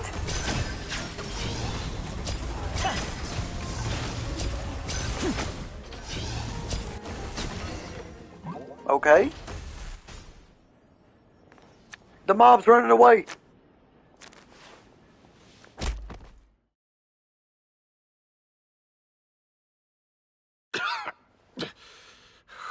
You kids are tougher than you look. Had enough yet, Lorenzo? Your cronies can't help you now. I think it's high time you started talking, and what I'd really like to know is, why did you murder Caesar?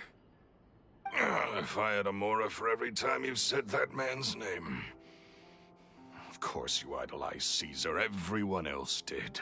But I was the real genius magician. Me! He was just an amateur who did cheap tricks for gullible children. I was the one who made magic into the fine art it is today. The aristocrats doffed their hats to me!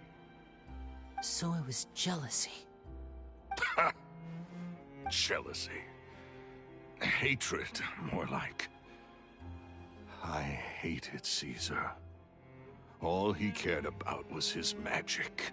He lived and breathed it. He poured everything into his street performances and his stupid tours like it was just a hobby to him, never bothering to think about Mora. What sort of fool devotes their life to the art of deception and never has a Mora to show for it? But the people loved him, didn't they? Oh, how they looked up to him. No one gave me a second look. All I ever heard was, "Oh, your master's amazing, isn't he?" Amazing. Yeah, so amazing that he was completely broke. Every other apprentice was living it up at their master's expense, but no, not me. I put in all the work, mastered all the skills, and it brought me nothing more than the life I already had. He forbade me from using magic to trick people out of their Mora. There was nothing he hated more than that. And with his reputation in Fontaine, it was too risky for me to go it alone. As long as he was alive, if I dabbled in my own brand of money-making magic, he would expose me, and it would destroy me. I had to kill him. There was no other way. He had to go. And this was your only motive? It was reason enough. What other motive would I need? Well, I was under the impression that there might have been other factors at play. For instance, maybe you were in love with Gemma, but she was engaged to Caesar. Oh, that's it. What? What? In love with Gemma? Don't be ridiculous. Guess I was wrong about that then. Next question. Are you the Phantom Weasel? I am. Yep, I knew it. I knew it. It's time to arrest this man. Let's arrest him. Caesar was so strict with me. He insisted that his way was the right way, that the sole purpose of magic was to bring joy to the world. I never bought into any of that. I was more interested in the practical value of magic. Sure enough, it helped me fill my pockets with all kinds of valuable treasures. Oh, yeah! Charlotte told us that the weasel would steal whatever people valued, no matter how much it was worth. That's just how it looked from the outside. What would any thief want with second-rate loot? I've only ever targeted high-value items. I stole cheap things as a way of practicing my craft. It was other people's overactive imaginations that conjured up the preposterous image they then dubbed the Phantom Weasel. So, that's the story, huh? Well, I hope you're ready to tell it all over again during your trial. Yep, ready for Neuvillette to take him. What choice do I have?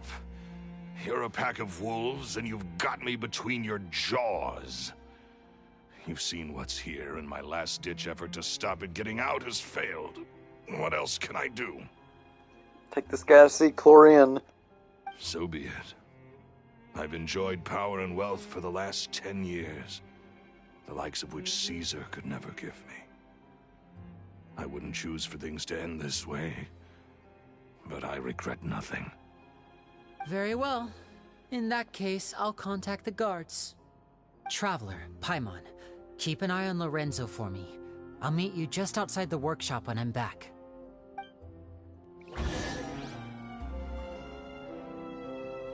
Let's talk to him one last time. At least I can finally stop looking over my shoulder now. This guy's fucking evil. Well, the good news is Chlorinde is going to assassinate him here soon, so that's absolutely fine. Oh god. Yep, he's gonna have to go up against champion duelist Chlorine.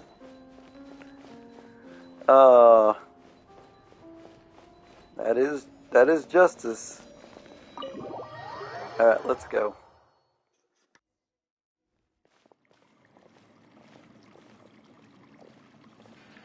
Lyney has told me the whole story. Lorenzo, do you confess to the murder of Caesar and to framing him for the Phantom Weasel's crimes? Look who's finally developed a conscience. What kind of disciple murders their own master? I hope it was worth it, because they'll be hell to pay. Yep, Chlorine's gonna shoot that man. There's no doubt.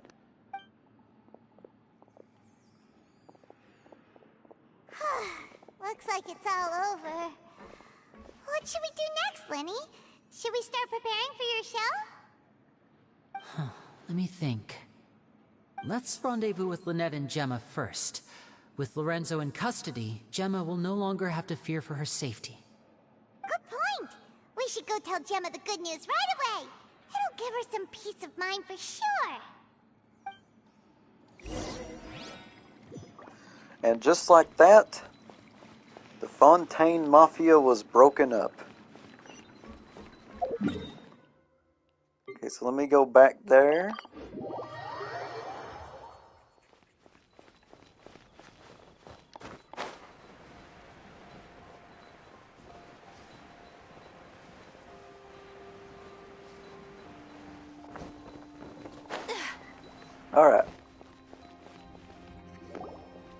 Ah, you're back.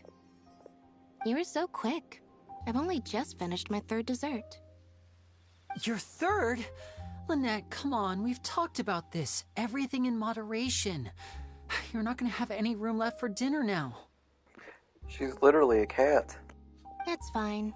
I'll shift to exercise mode and jog off the excess sugar. Is she a fucking cell phone? First she's like, power saving mode off, and now she's saying, oh, I'll shift to exercise mode. Why is she talking like a cell phone? Why is she talking like an iPhone or an Android? That's besides the point. Well, it's done now, but try to eat a more balanced diet in the future. Point taken. Did everything go okay? Of course! Lorenzo was no match for us. The guards are taking him into custody as we speak. Gosh, that's amazing. I'm sorry, I still didn't know if I could trust you, but now it seems I can. I had my suspicions about Lorenzo, but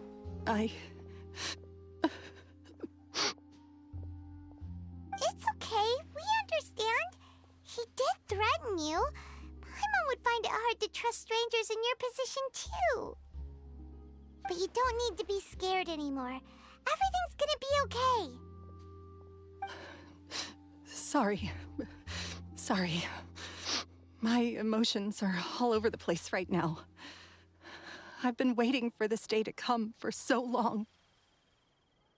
I always wanted to report Lorenzo.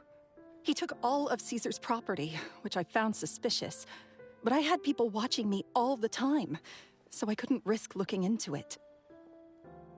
I was so afraid. I was scared he'd do something terrible to me, and then no one would be left to visit Caesar's grave. So I never had the courage to speak out. Thank you all. Truly. Thank you so much.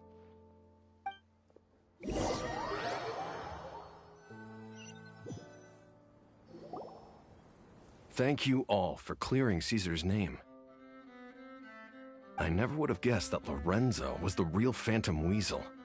He never showed any signs that there were problems between him and Caesar in public. From the outside, it looked like they got along great. And to think that lowlife's been living life to the fullest all this time, while Caesar's name was getting dragged through the mud. It's a travesty. At least his soul can finally rest in peace now, thanks to your efforts.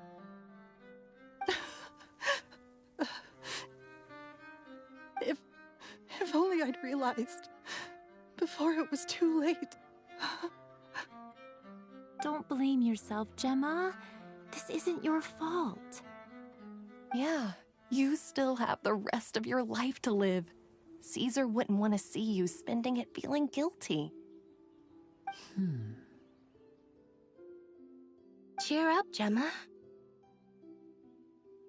My brother's doing a magic show at the Opera House tomorrow evening. Would you like to come along? It might raise your spirits. This show will be a special one. We're holding it in Caesar's honor. In Caesar's honor? Really?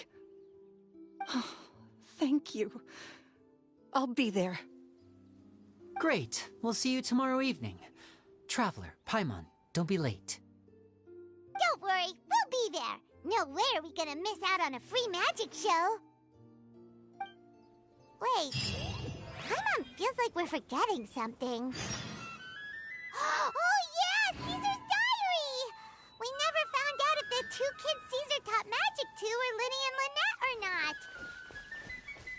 Lyney changed the topic back in the workshop, so we didn't get a chance to bring it up.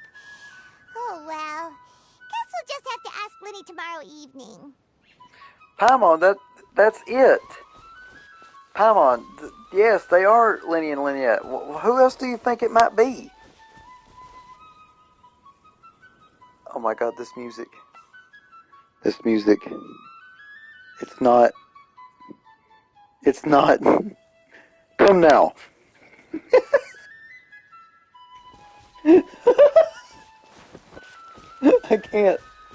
I can't unsee that anymore. It's too damn good. It's too good of a song. Oh, Taco, what's that over there in the ocean? What is this? You see that?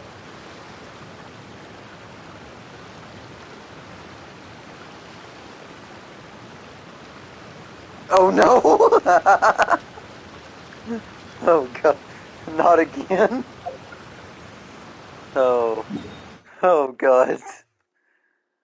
So where do we gotta go? Opera Epiclese? Oh, I gotta wait till now. Okay.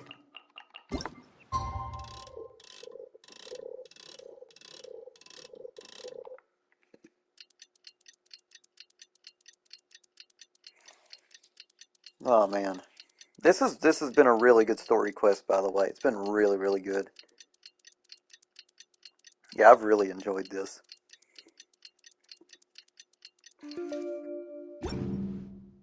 So this is a day in the life of the traveler. All right, so let's go to the opera house. Opera Epiclese. And I believe we're going to get a cutscene out of this, probably. Oh, look. He's just skipping. He's skipping. Look at him skip. He's just skipping away. Just skipping. Skipping. Just skipping away. He's just skipping. Not a care in the world. Because he's free and happy. Uh-oh. Now he's concerned. And there he goes. Back to skipping. Oh my god. Nuvalet is interested. Oh my god. I swear. Oh, there's another one. Another Milazine. Alright. I think this is where we get our cutscene at, probably. Now, this is going to be pretty cool. I hope they do that prick that killed Caesar and pull it off. Nuvalet des bang hard. Nuvalet cane bang hard. He banged his cane.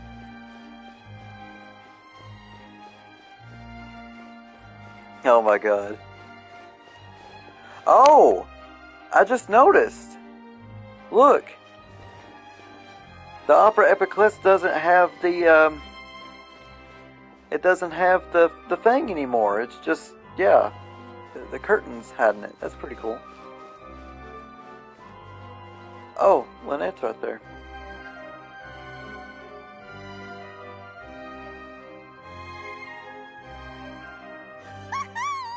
Paimon's excited to see another of Lyney's magic shows!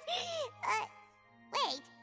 Lynette, shouldn't you be on stage by now? Not this time. My brother's going solo today. So, I'll be watching with you. Good evening, ladies and gentlemen. I hope everybody's ready because the show is about to begin.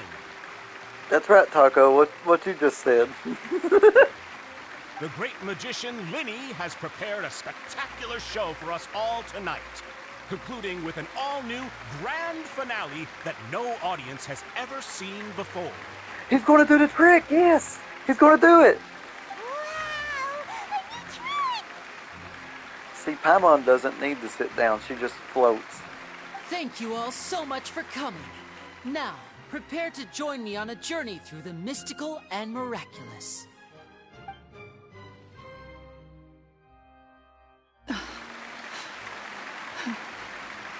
Exciting stuff, isn't it? Yes, it's just...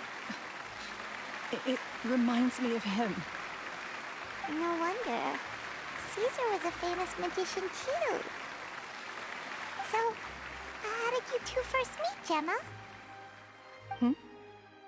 Well, I was out on the street once, and I saw him performing for little children.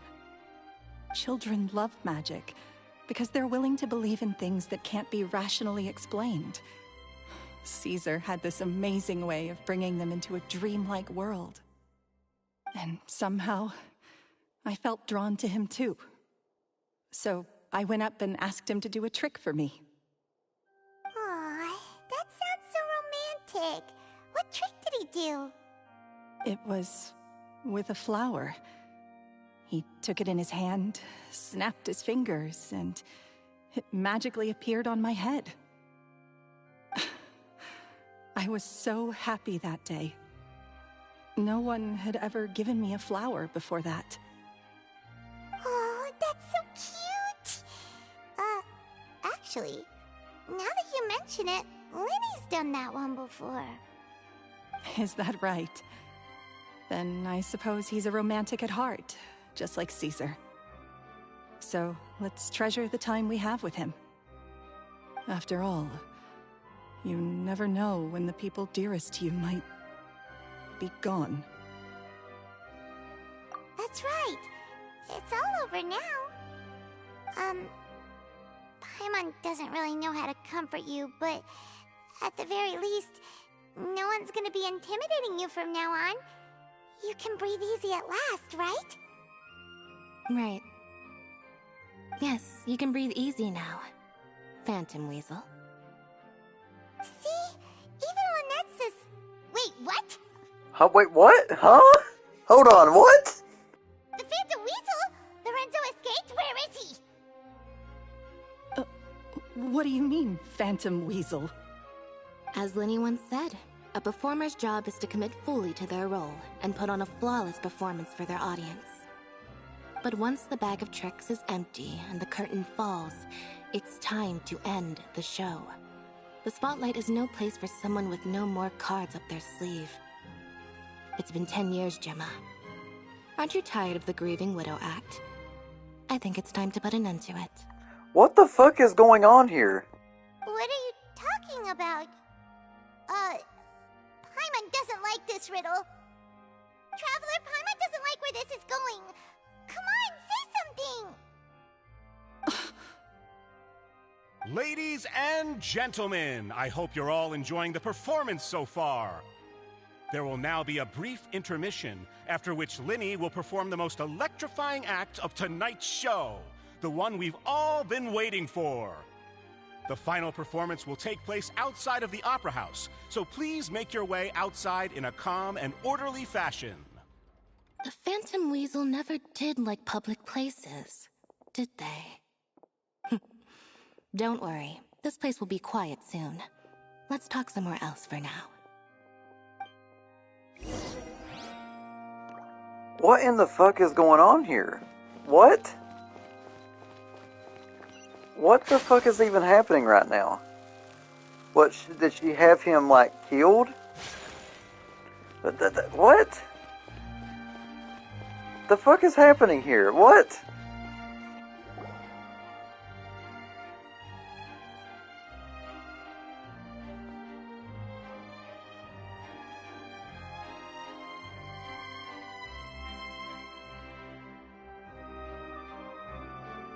Dear me, this is awkward, isn't it? And unfortunately, I'm all out of gadgets, so I'm afraid I can't do any tricks to liven up the mood. This is a big mistake for a magician to make, but thankfully, I do have a backup plan. Now, who wants to hear a story? Lyney, don't we have more important things to address right now? Lynette accused Gemma of being the real Phantom Weasel a moment ago. Oh, what the heck's going on? All in good time. Magicians are good at guessing what people are thinking. I know the questions you want to ask. And as it happens, the story I'm about to tell might answer a few of them. Hello, Aaron. Yeah, I don't know what... Yeah, you don't want to get spoiled right now. You really don't want to get spoiled in this moment. What in the fuck is going on here? Okay, let's listen to this. Really? Well then, let's hear it! Paimon's dying of curiosity here! Let's go back to the very beginning. A decade ago, when the Phantom Weasel was terrorizing the court of Fontaine. She never missed a target, never left a trace, and no treasure was safe from her thieving hands.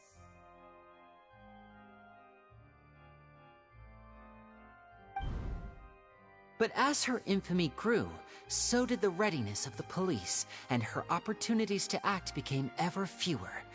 Every day, she ran the risk of being exposed for who she was. Of course, she could not simply take this lying down, and before long, she found her ticket to freedom.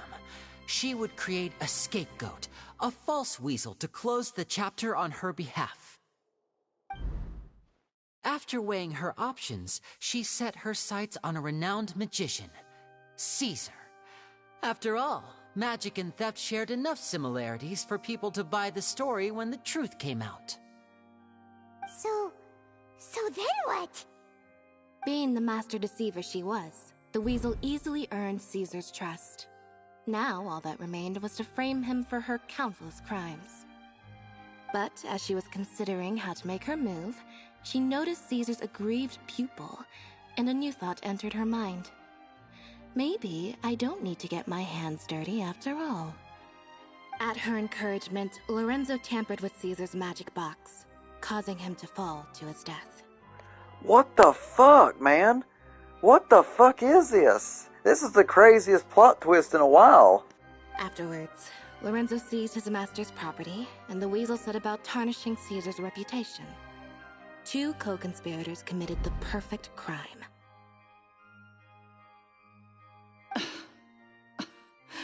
I've got to hand it to you. You're both exceptional storytellers. It's enough to make even me wonder whether there was really another mastermind behind all this, pulling the strings. But I just have one question. You seem to think that I am the villain in this tale. What's brought this on, Lyney? Is it something that Lorenzo said? Don't worry, Lorenzo said nothing at all.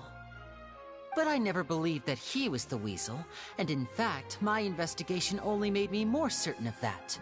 He was too forthcoming with his confession, as if there was something else he was trying to hide. How disappointing. So you'd sooner trust Lorenzo than me? Even without a shred of evidence? A magician is an expert at playing the audience to get the result they want.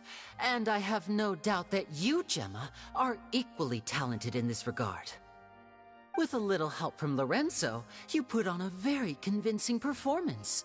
The lovesick fiancé, whose devotion to her betrothed is unshakable, even under threats of violence. Caesar was maligned and hated by all for 10 years, but you? Everyone sympathized with your plight. Who would suspect for 1 second that the lovely young lady always seen weeping in front of Caesar's grave was actually the mastermind behind his demise? No, not that poor lady. Perish the thought. Wait, so you mean the whole intimidation thing was just a hoax? Gemma and Lorenzo were both in on it? But why would Lorenzo agree to that? And why didn't he sell her out even at the end instead of admitting to being the weasel himself? Yes, why indeed? Maybe Gemma herself could enlighten us on that question. Well, Lyney, if you're so confident in your version of events, then I think the answer should be obvious.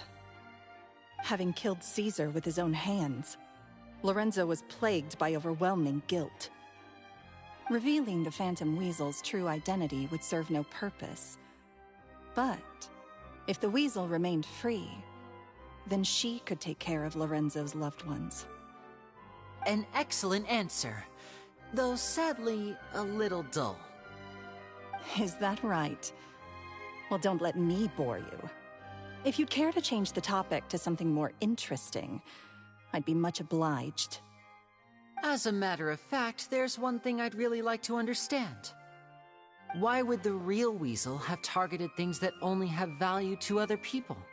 Could you shed any light on that? Of course. After all, we're just telling stories here, aren't we? If I had to guess, I would say that the real Weasel must have had a terrible childhood. Left to fend for herself after her parents died young.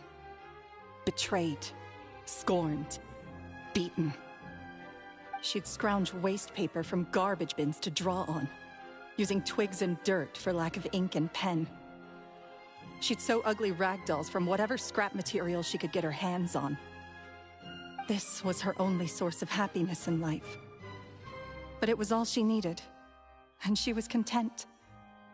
Until the world decided that even this was too good for her. Once again, she was betrayed. And this time, everything was taken from her. She felt like life was a miry pit that dragged her further down the more she struggled to escape. At that tender age, she should have been happy. Instead, she stood in the shadows and watched with envy as all good things in the world passed her by. This was a fate too cruel for anyone to bear. Her pain became a breeding ground for dark thoughts. Thoughts which festered and grew into a twisted solution to her troubles. I detest the happiness of others, in all its forms alike. I will rob them of everything they hold to be good and true, and it will fill the void in my soul.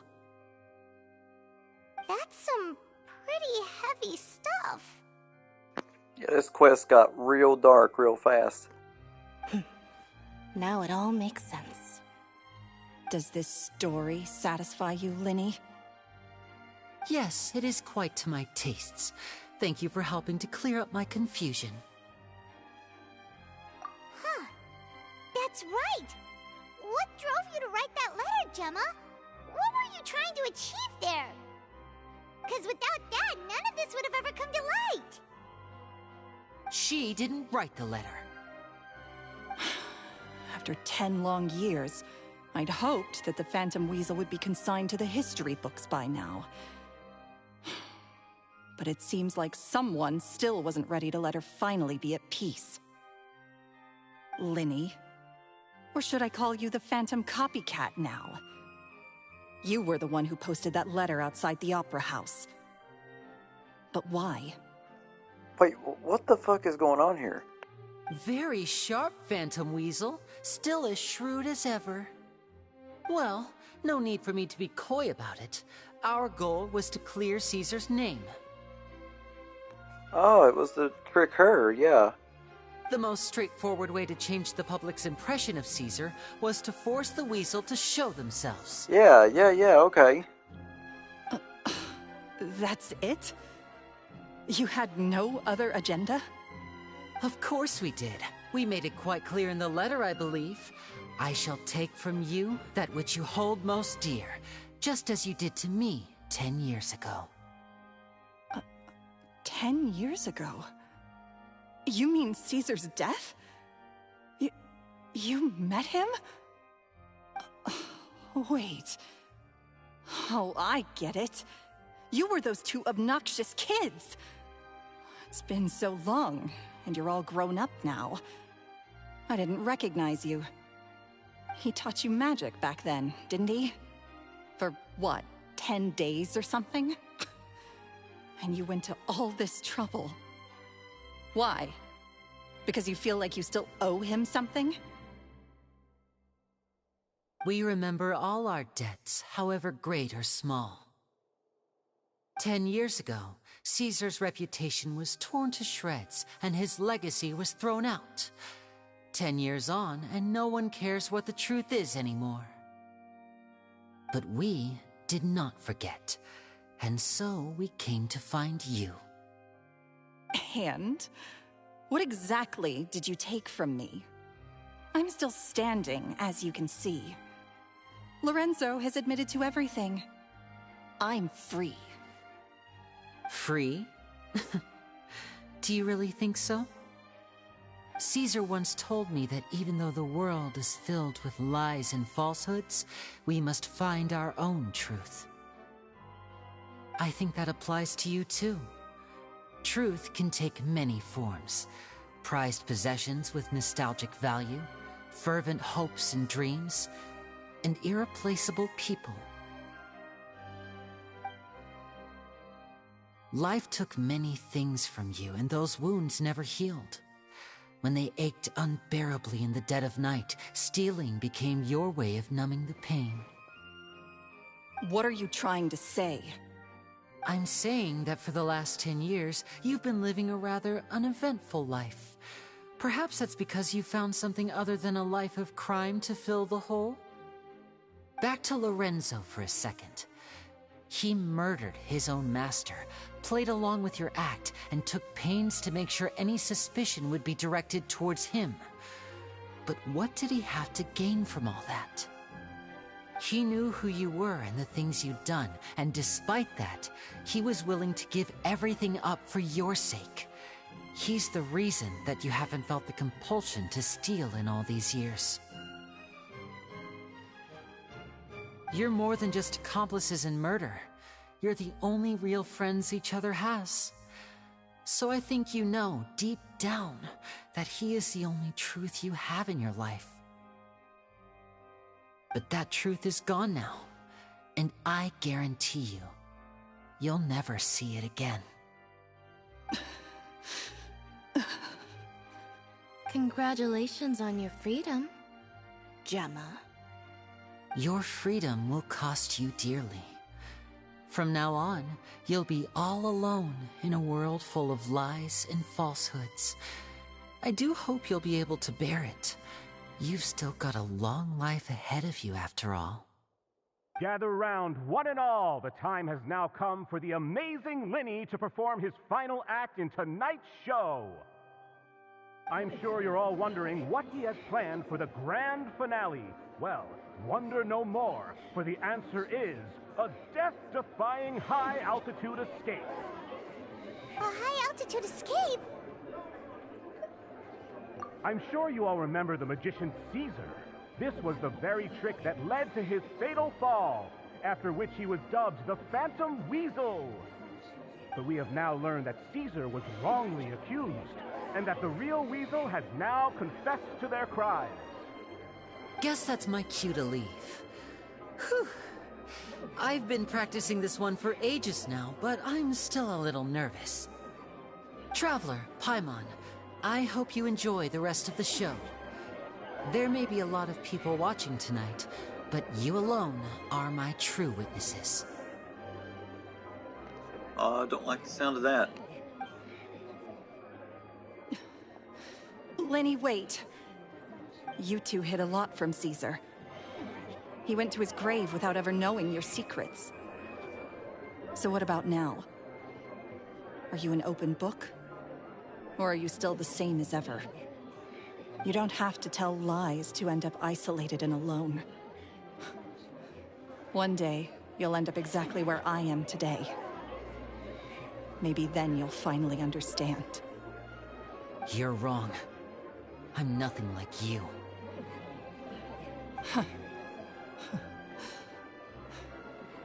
So, what are we, doing now? Like Lyney said, when you're ready, let's head outside and watch the show.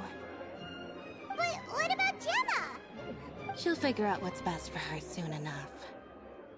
Oh, and if you'd like to see Lyney after the show, you know where he'll be.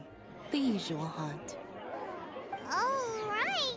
Well, let's go and watch Lyney's finale then. This trick's a pretty dangerous one, but he should be able to pull it off, right? Oh yeah, Paimon, he'll pull it off. I mean, he's still a playable character, right? So, I mean, he'll pull it off. Let's talk to them real quick before we go out. Magicians are not like thieves. Thieves only tear things apart. But good-hearted magicians, they put things back together.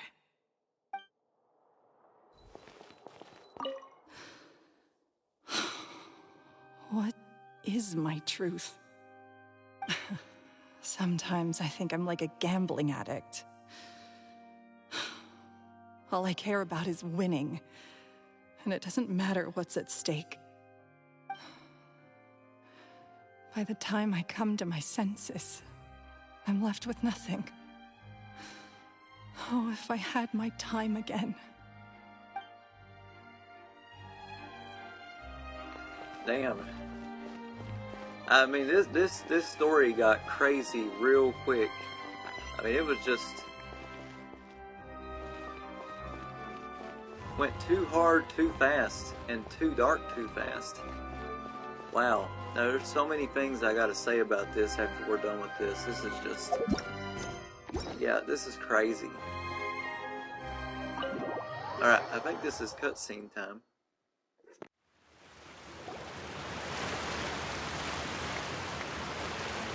Here we go.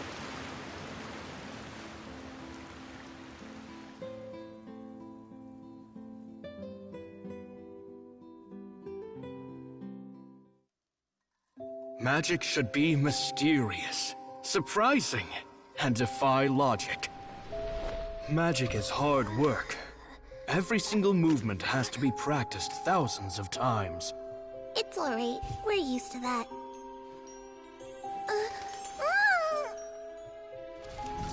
We're sorry. You've taught us so much, but we can't tell you the whole truth. It's okay. Do you still remember what I told you? This world is full of lies and falsehoods. I only hope that one day, you can find your own truth. What about you? Have you found your truth? Magic is my truth.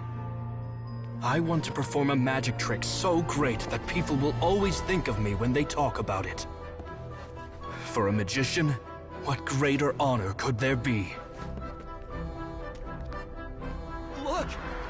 Behold! Lyney is sealed inside the box. Will he manage to escape? 10 years ago, Caesar attempted this very trick, and it was at this precise moment that...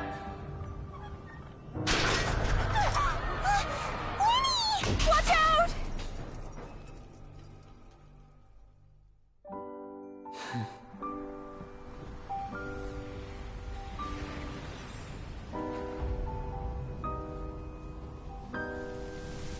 Mysterious. Surprising. And logic-defying. Isn't that right?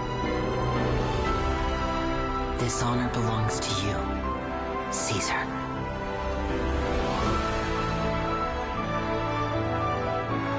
I'm just sorry it's a little late.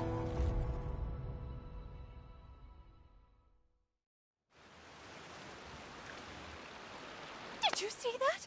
1 minute he was falling, and the next, he turned into flowers. Yeah, Taco, I don't know what happened there, but like, somehow the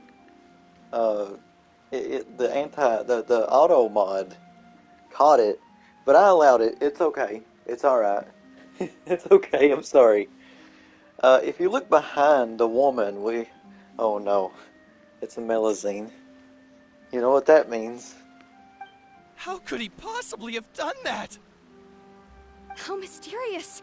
I didn't blink once. He just vanished right in front of my eyes. What a heart-stopping magic show. This was really worth the trip. Charlotte's here, yes. Caesar's name has finally been cleared, and Fontaine's new star magician Lyney has fulfilled a wish on his behalf. Oh, I couldn't ask for a better grand finale. It will make a great headline for the Steambird tomorrow, even if I do say so myself. Whew. Looks like everyone really loved Lyney's grand finale.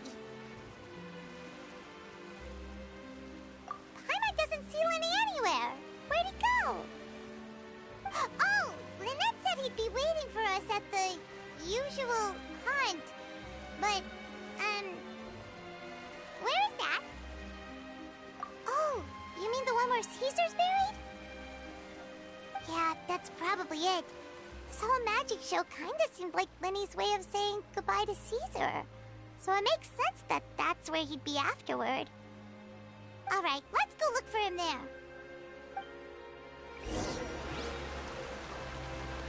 Wow, that cutscene was incredible. What I really liked about that cutscene is they went a different art direction with it. it looked more like classic French animation. I don't know if you've ever seen any like classic French cartoons and stuff. I have, and because we used to have like Canadian satellite, and I used to get like this channel that had like short films and stuff from around the world, and I used to watch it all the time. And it had like the French cartoons and stuff, and like they're literally done in that art style. So like Hoyoverse really did their research with that cutscene. That's really, really nice that they did that. Like Paimon, the way Paimon looked and stuff, like that's literally what it was like in the French cartoons back in the old days. Alright, so let's go to the cemetery. And I believe... No, this is actually not the end. We're still in the second part of his story quest. We're not on the final part yet. Which is pretty crazy. Alright, so let's head over there.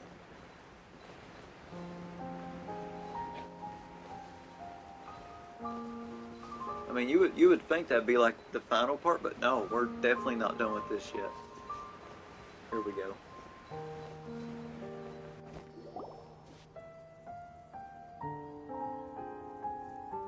Lyney! There you are. Are you alright? Paimon was scared to death when the chain broke. Paimon was sure something had gone horribly wrong. Magic is a performance art. A magician has to get creative to keep the audience on tenterhooks. That's our job. So I tweaked Caesar's original setup a little to keep it fresh. I was honestly a little nervous during the live performance. The thought of falling, suddenly feeling weightless, seeing the sky and the ground spinning and spinning. Sometimes, I can't help but wonder what Caesar thought in those final moments. Did he regret taking Gemma and Lorenzo on? Or did he believe that it was his own slip-up right until the end? You know, Paimon's been wanting to ask you about something ever since we were in Caesar's workshop. You learned magic from Caesar once, didn't you? When was that? After I joined the House of the Hearth. To be honest, Lynette and I had an agenda when we approached him. I told you about my past before, remember? As a young boy, I survived by secretly learning magic from street performers. I'd watch their tricks and try to figure out how they were done. But I quickly realized that observation alone could only get me so far. What I saw was the polished final performance, but the rigorous training they put in behind the scenes remained invisible to me. I needed to learn how to improve my sleight of hand, hone my misdirection skills, and make niftier props. We were gifted enough that we'd made some progress by ourselves, but without proper guidance from a professional magician, we quickly plateaued. So that's why you sought Caesar out? Yes. We figured there was no harm in asking, but it took us by surprise that he was so willing to teach us. In all, we only spent 10 short days together, but he was very good to us. By contrast, we hid so many things from him. For instance, when he asked why I wanted to learn magic, I answered, "It's my passion." But in truth, there was already a lot more to the story by then. After being taken in by an aristocrat for our magic talent, then betrayed soon after, this was no longer about me doing what I loved. What amazed me was how the lie escaped my lips even as I was hesitating over whether to tell him the truth. Trust is a beautiful thing. Sadly, I'd forgotten how to trust by then. Lyney. Still worried about the way I feel? You really are a gentle soul, aren't you? But don't worry, I'm used to it now. From the mansions of the elite to the House of the Hearth, lies and selfishness have followed me and Lynette everywhere we go. After Caesar went on tour, we became busy with our missions. The next we heard of him was that he'd fallen to his death, and was now declared to be the Phantom Weasel. That night, I remembered his smile. But as I lay there, I didn't know what to say to him. To keep secrets is to put up walls. The longer you keep them up, the less you let people in. Then, one day, you look around and realize your life is like an empty auditorium after a show, full of seats once occupied by all the people who left. But I guess that's the price we have to pay. You only realize how much someone really meant to you when you lose them completely. That's why I was so confident this would hurt Gemma. Because I felt it for myself. Yeah, cheer up, Lyney. We've had to say our fair share of goodbyes during our journey, too. But whatever happens, Paimon always believes in what tomorrow brings. Delicious food, fun toys, and the Traveler by my side. Paimon just needs to focus on things like this, and all the unhappy stuff goes right out the window. You know, Traveler, doesn't that kinda make you Paimon's truth? No. Exactly. It's the same for me and Lynette. We are the truest thing each other has in the world, and nothing can replace that. Life has taken plenty from us, like it did from Gemma. But at least it left us with each other. That's what gave us the strength to get through the darkest days.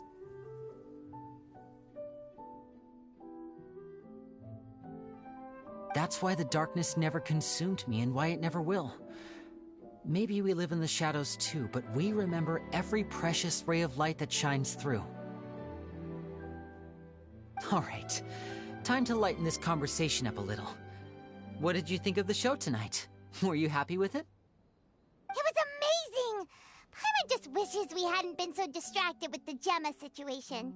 We spent most of our time in the Opera House just talking and pretty much missed the entire first half of the show. For real, Taco. Absolutely amazing. Lyney, could you do just one more trick for us? Whoa, that's a bit of a tall order, I'm afraid. The show's just finished, so my sleeves are decidedly card-free right now. Aw, come on! Surely you can think of something. The Lyney Paimon knows can do anything if he puts his mind to it. Oh, all right then. I'll give it a go, but only because it's you. Watch closely. I have a flower in my hand. You liar! There's nothing in your hand! We ain't going along with this! Huh? My goodness, you're right. But I could have sworn I brought one here with me. Okay, try this. Count down with me. 3, 2, 1.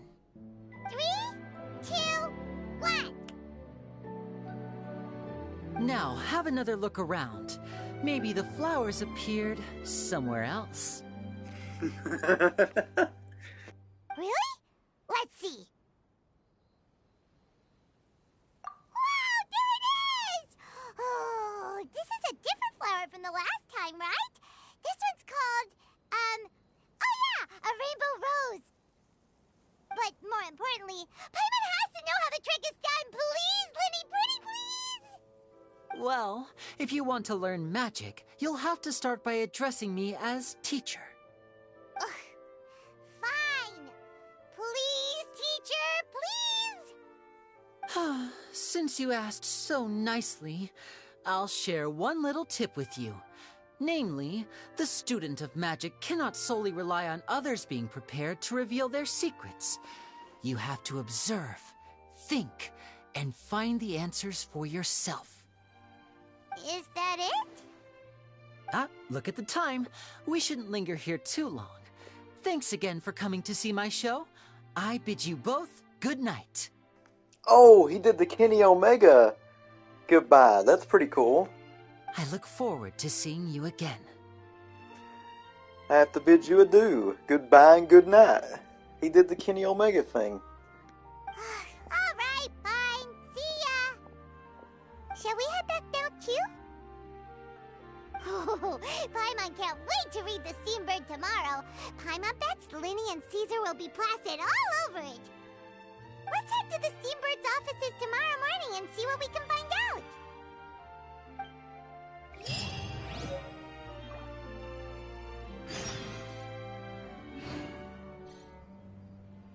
Alright, now we're on the final leg of it.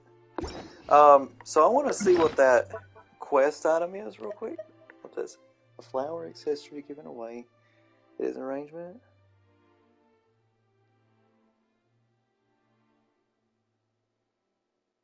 Oh, that's really nice. That's really nice. And notice we don't have the other flower anymore. Yeah. That's pretty cool. Alright, so let's wait until the next morning.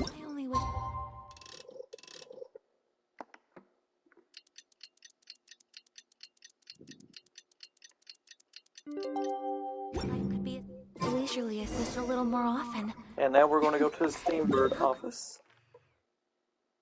Yeah, that's a pretty cool attention to detail. Like, you get that first flower in the beginning, and then like right near the end, you get that new one. That's really, really nice. All right, so let's go to the Steambird office, and you know what that means? We get to see Charlotte once again, which is always a great, great moment. And there she is. Oh my God. I'm very sorry, Charlotte, but my sister and I are quite busy today. I'm afraid we'll have to decline this interview. Hey, Onion's here. Oh my God. Oh, please, Lyney, I'll only take a moment of your time, if you would be so kind. Huh? What's happening here? Hello, Onion. I spent all night writing my piece about the Phantom Weasel, and it was going to go to print this morning. But just as dawn broke, I suddenly received news that Caesar's fiancée, Gemma, had contacted the guards and confessed to having been the real Phantom Weasel all along. Well, what do you know? Everything worked out in the end, folks. This was an amazing story. That was quick.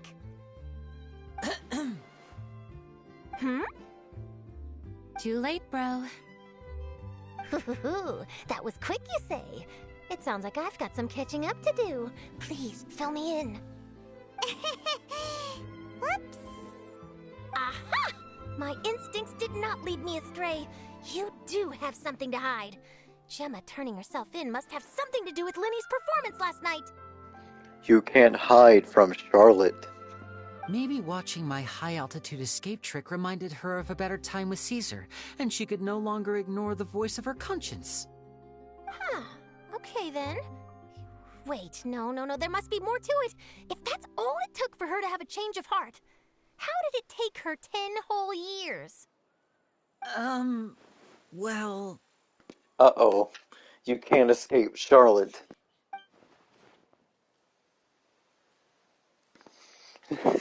We have to distract Charlotte. Charlotte is literally a Discord mod. She's 100% a Discord mod. I love it. Oh, I remember now. You and Gemma were nowhere to be found after the show. What happened between you? Quickfire question. Where did you all go after the show? Uh-oh. Oh, no. Oh, we went to the cemetery and Lyney did a private magic trick just for us. Actually, glad you mentioned it, because that reminds Paimon, guess what? Lyney started using rainbow roses in his tricks. Paimon, you dumbass. What? Lynette's fucking reaction. What? It's fucking great. I don't recall ever having received a rainbow rose from you myself. Is this supposed to mean that they're more important to you than your own sister? No, I just, Oh, no. What now? Oh, did Paimon say something wrong again?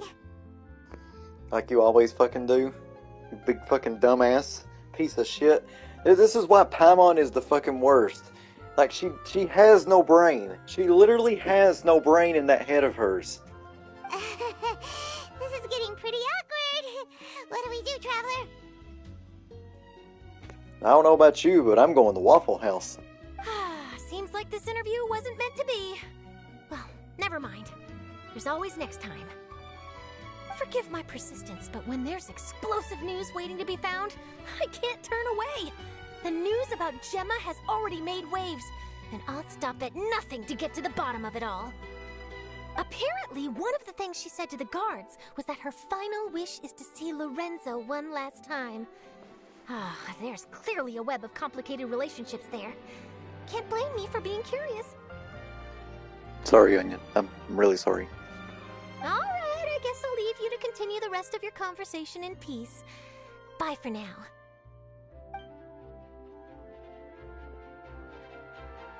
Wait, Charlotte, don't go!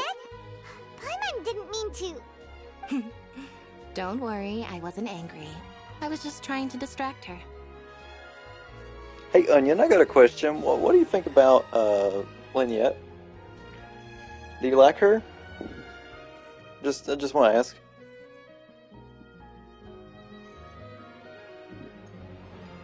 Oh, like her appearance, like the way she looks.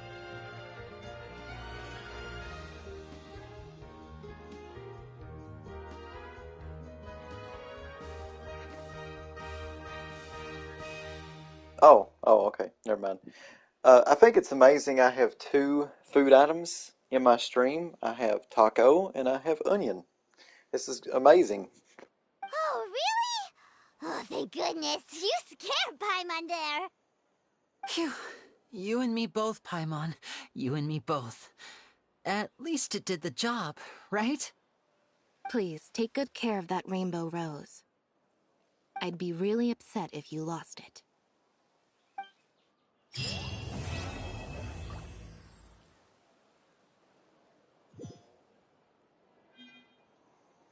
Man. Man. Look at that guy. He's pissed. That man is pissed off at this guy. Why did you go and write the wrong thing in the fucking newspaper again? Are you stupid? Such is the life of a journalist. Yeah, that was a great. That was probably, honest to God, I really feel like that was like the longest story quest that I have done so far in the game, probably. Man, that was a long one. That was a really long story quest, guys. Because, like, I've been streaming for almost 3 hours, and usually a story quest will last just under 2 hours. Yeah. Yeah, Onion. You join, like, right at the end of it, which makes it even better. But yeah, it was great. That was a really good that was a really good story quest. Oh my God, there's so many questions that I have, so many thoughts to say. But before we do that, I showed Lynette a little bit ago, and she said to keep that rainbow rose, and make sure nothing happens to it. Oh wait, what am I doing?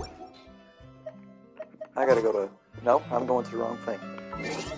Alright, Taco, I'll see you later. Take it easy. Let's go here. Oh, before you go, Taco, before you go. I gotta do this. Where's it at? Do I have that unlocked for her? I really hope that I do. Yeah, right here it is. So, keep in mind, this girl that told us, like... Oh, keep the rainbow rose, also said this infamous line. Animals can also express their feelings. If you listen carefully, you can tell what state they are in. For a kitty, meow means they are much happier than meow. And in that situation, you can pet them as much as you want, and they won't run away. Incredible philosophical words there from Lynette. Yes. Oh, God. Okay. So I don't think that there's anything else really for me to do. Yeah, truly one of the greatest poets of our time, no doubt. I wonder before I wrap things up. Okay, I've got Okay, yeah, well, you know, we're getting there. We're getting there. Alright, so, thoughts on this story quest. You know, I did Baizu's story quest last week on stream, and that was really good. But I gotta say, this one right here, Lyney's story quest, that was just amazing. You know, it had like plot twist in it. You know, like I really thought for sure that Lorenzo was the Weasel thief, or whatever the fuck his name is, uh, Mora Weasel or whatever. Find the Weasel thief 3 times. You know, that daily commission. Like that's basically who we were going after. Um, but like I really thought Lorenzo did it. I thought Lorenzo murdered. Um, what was his name? Oh my God, I can't believe I just forgot it. The one that Gemma was married to. Caesar. Caesar. Yeah, so Lorenzo murdered Caesar. Ante Brute, you know. And, yeah, like, I literally thought that that's the one who did everything. And then come to find out, Gemma, like, orchestrated the whole thing to happen. So that, you know, because she was, like, the real Phantom Weasel. And, like, she was the one going and, like, stealing and shit. But, like, she framed it all on this, like, amazing, wholesome man that was just, like, a magician for, like, kids and stuff that, like, taught Lyney and Lynette. And, yeah, it was just so good. But that, I was not expecting Gemma to be the Phantom Weasel. I really was not expecting that. That was an incredible plot twist. Really was. Really outstanding work here from Hoyoverse as always with their storytelling, with the animation. I mean, you know, that's why Genshin is one of the games of our times, you know. But this was great. I really enjoyed it. Really loved it. And actually, believe it or not, that is going to be the last story quest that I'll be doing here on the channel for a while. Because next week, I will be streaming Act 3 of the Fontaine Archon quest. Been waiting a long time to do this. And then the Saturday after that, we're going to get into Act 4.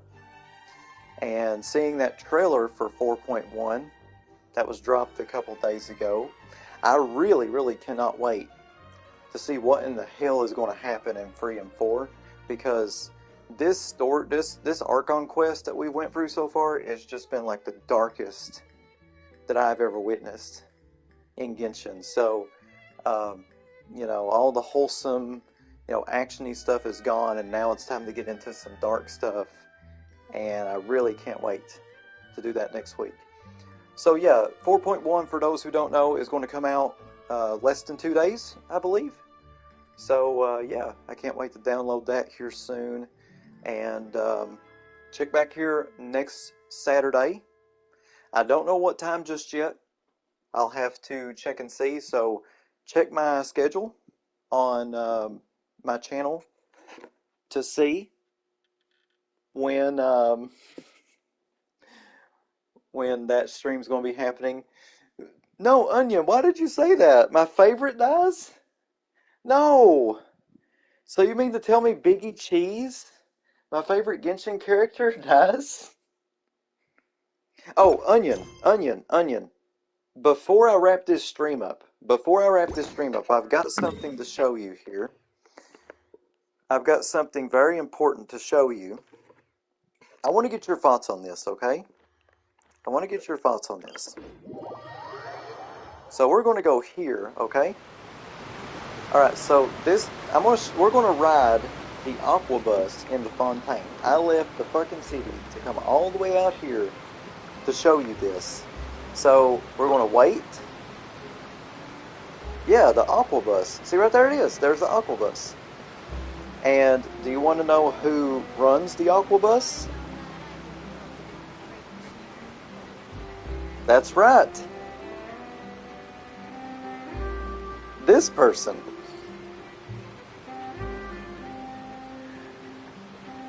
Onion? What? What's your thoughts on Avol? I think that's her name.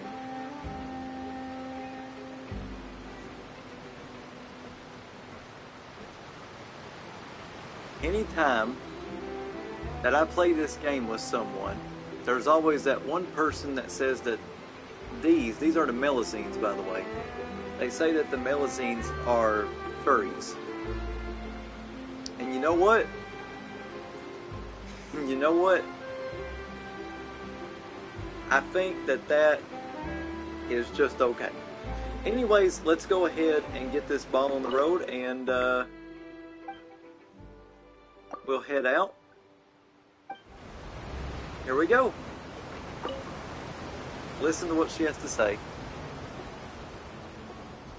Welcome to the Clementine Line Aquabus. This boat tour will take you to the magnificent Court of Fontaine, the most important city in our nation. Speaking of Fontaine, you may have heard of the unique trials held in our courts, and presume this nation to be a very serious and solemn place. In reality, Fontaine is also a center of culinary and artistic delights, full of fine architecture, music, paintings, and delicacies, each of which are well worth experiencing for yourself. Why is architecture first in this list, you might ask? For good reason. Because for any new passengers, you'll get your very first look at the splendor of the Court of Fontaine towards the end of this tour. So keep your eyes peeled and prepare to gasp with amazement when the moment comes.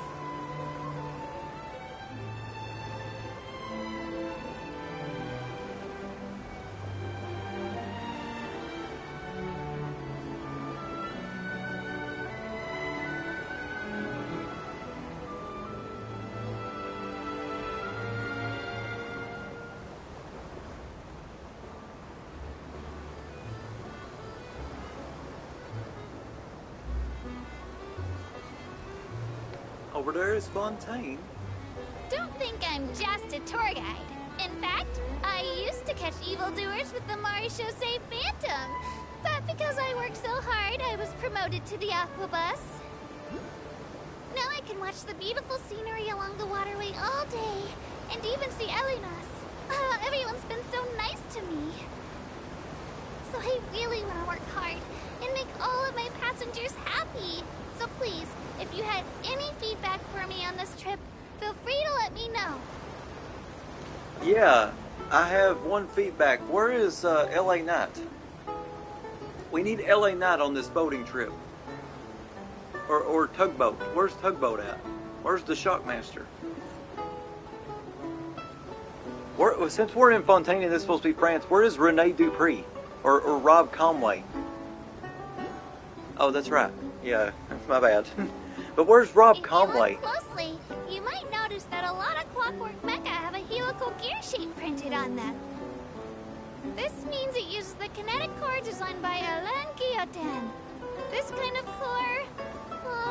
let me remember what the tour guidebook said. These cores can utilize the power produced by the mutual annihilation of Usia and Numa energies. Yep.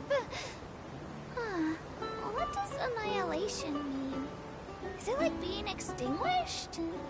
Yeah, definitely. Absolutely. To think that Rob Conway and,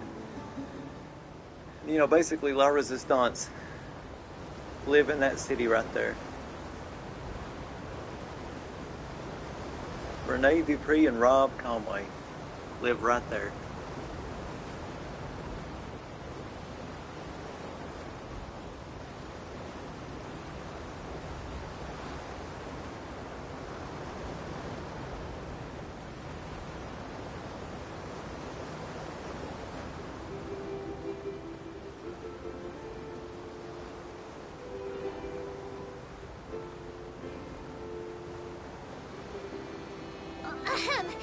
Speaking of our Chief Justice, Monsieur Neuvillette, dear passengers, please don't hold back your feelings of respect and adoration.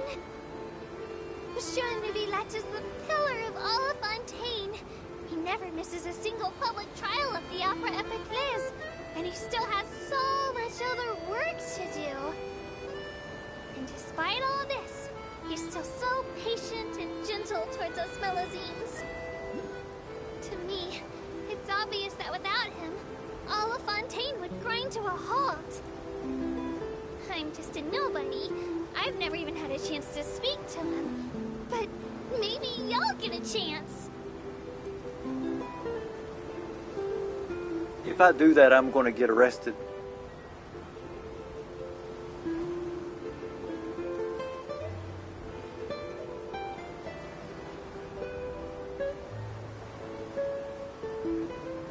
Onion, no.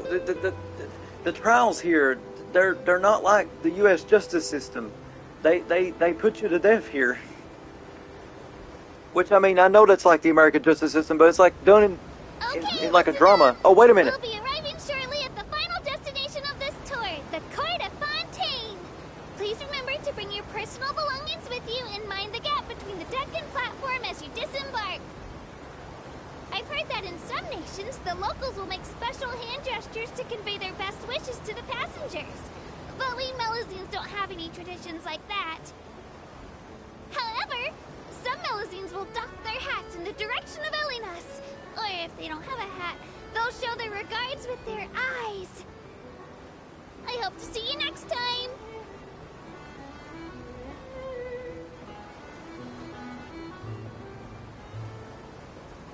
Ah, that was an incredible ride. Thank you. You thing. I really do appreciate it. What did you think of the ride, Onion? Fontaine, please watch your step.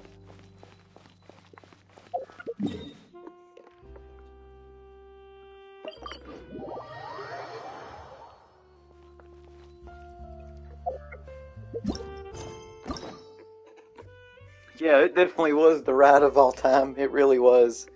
I absolutely agree. But anyways, it is almost 4 a.m. for me, and we've already gotten Lyney's story quest out of the way. Again, really good story quest, amazing one. So that will be the last story quest I do for a while. Now, I do have this Join Mia Act 2 story quest, but it's locked behind a quest that takes probably a month to complete, and I don't really feel like doing that. So eventually we'll get that unlocked.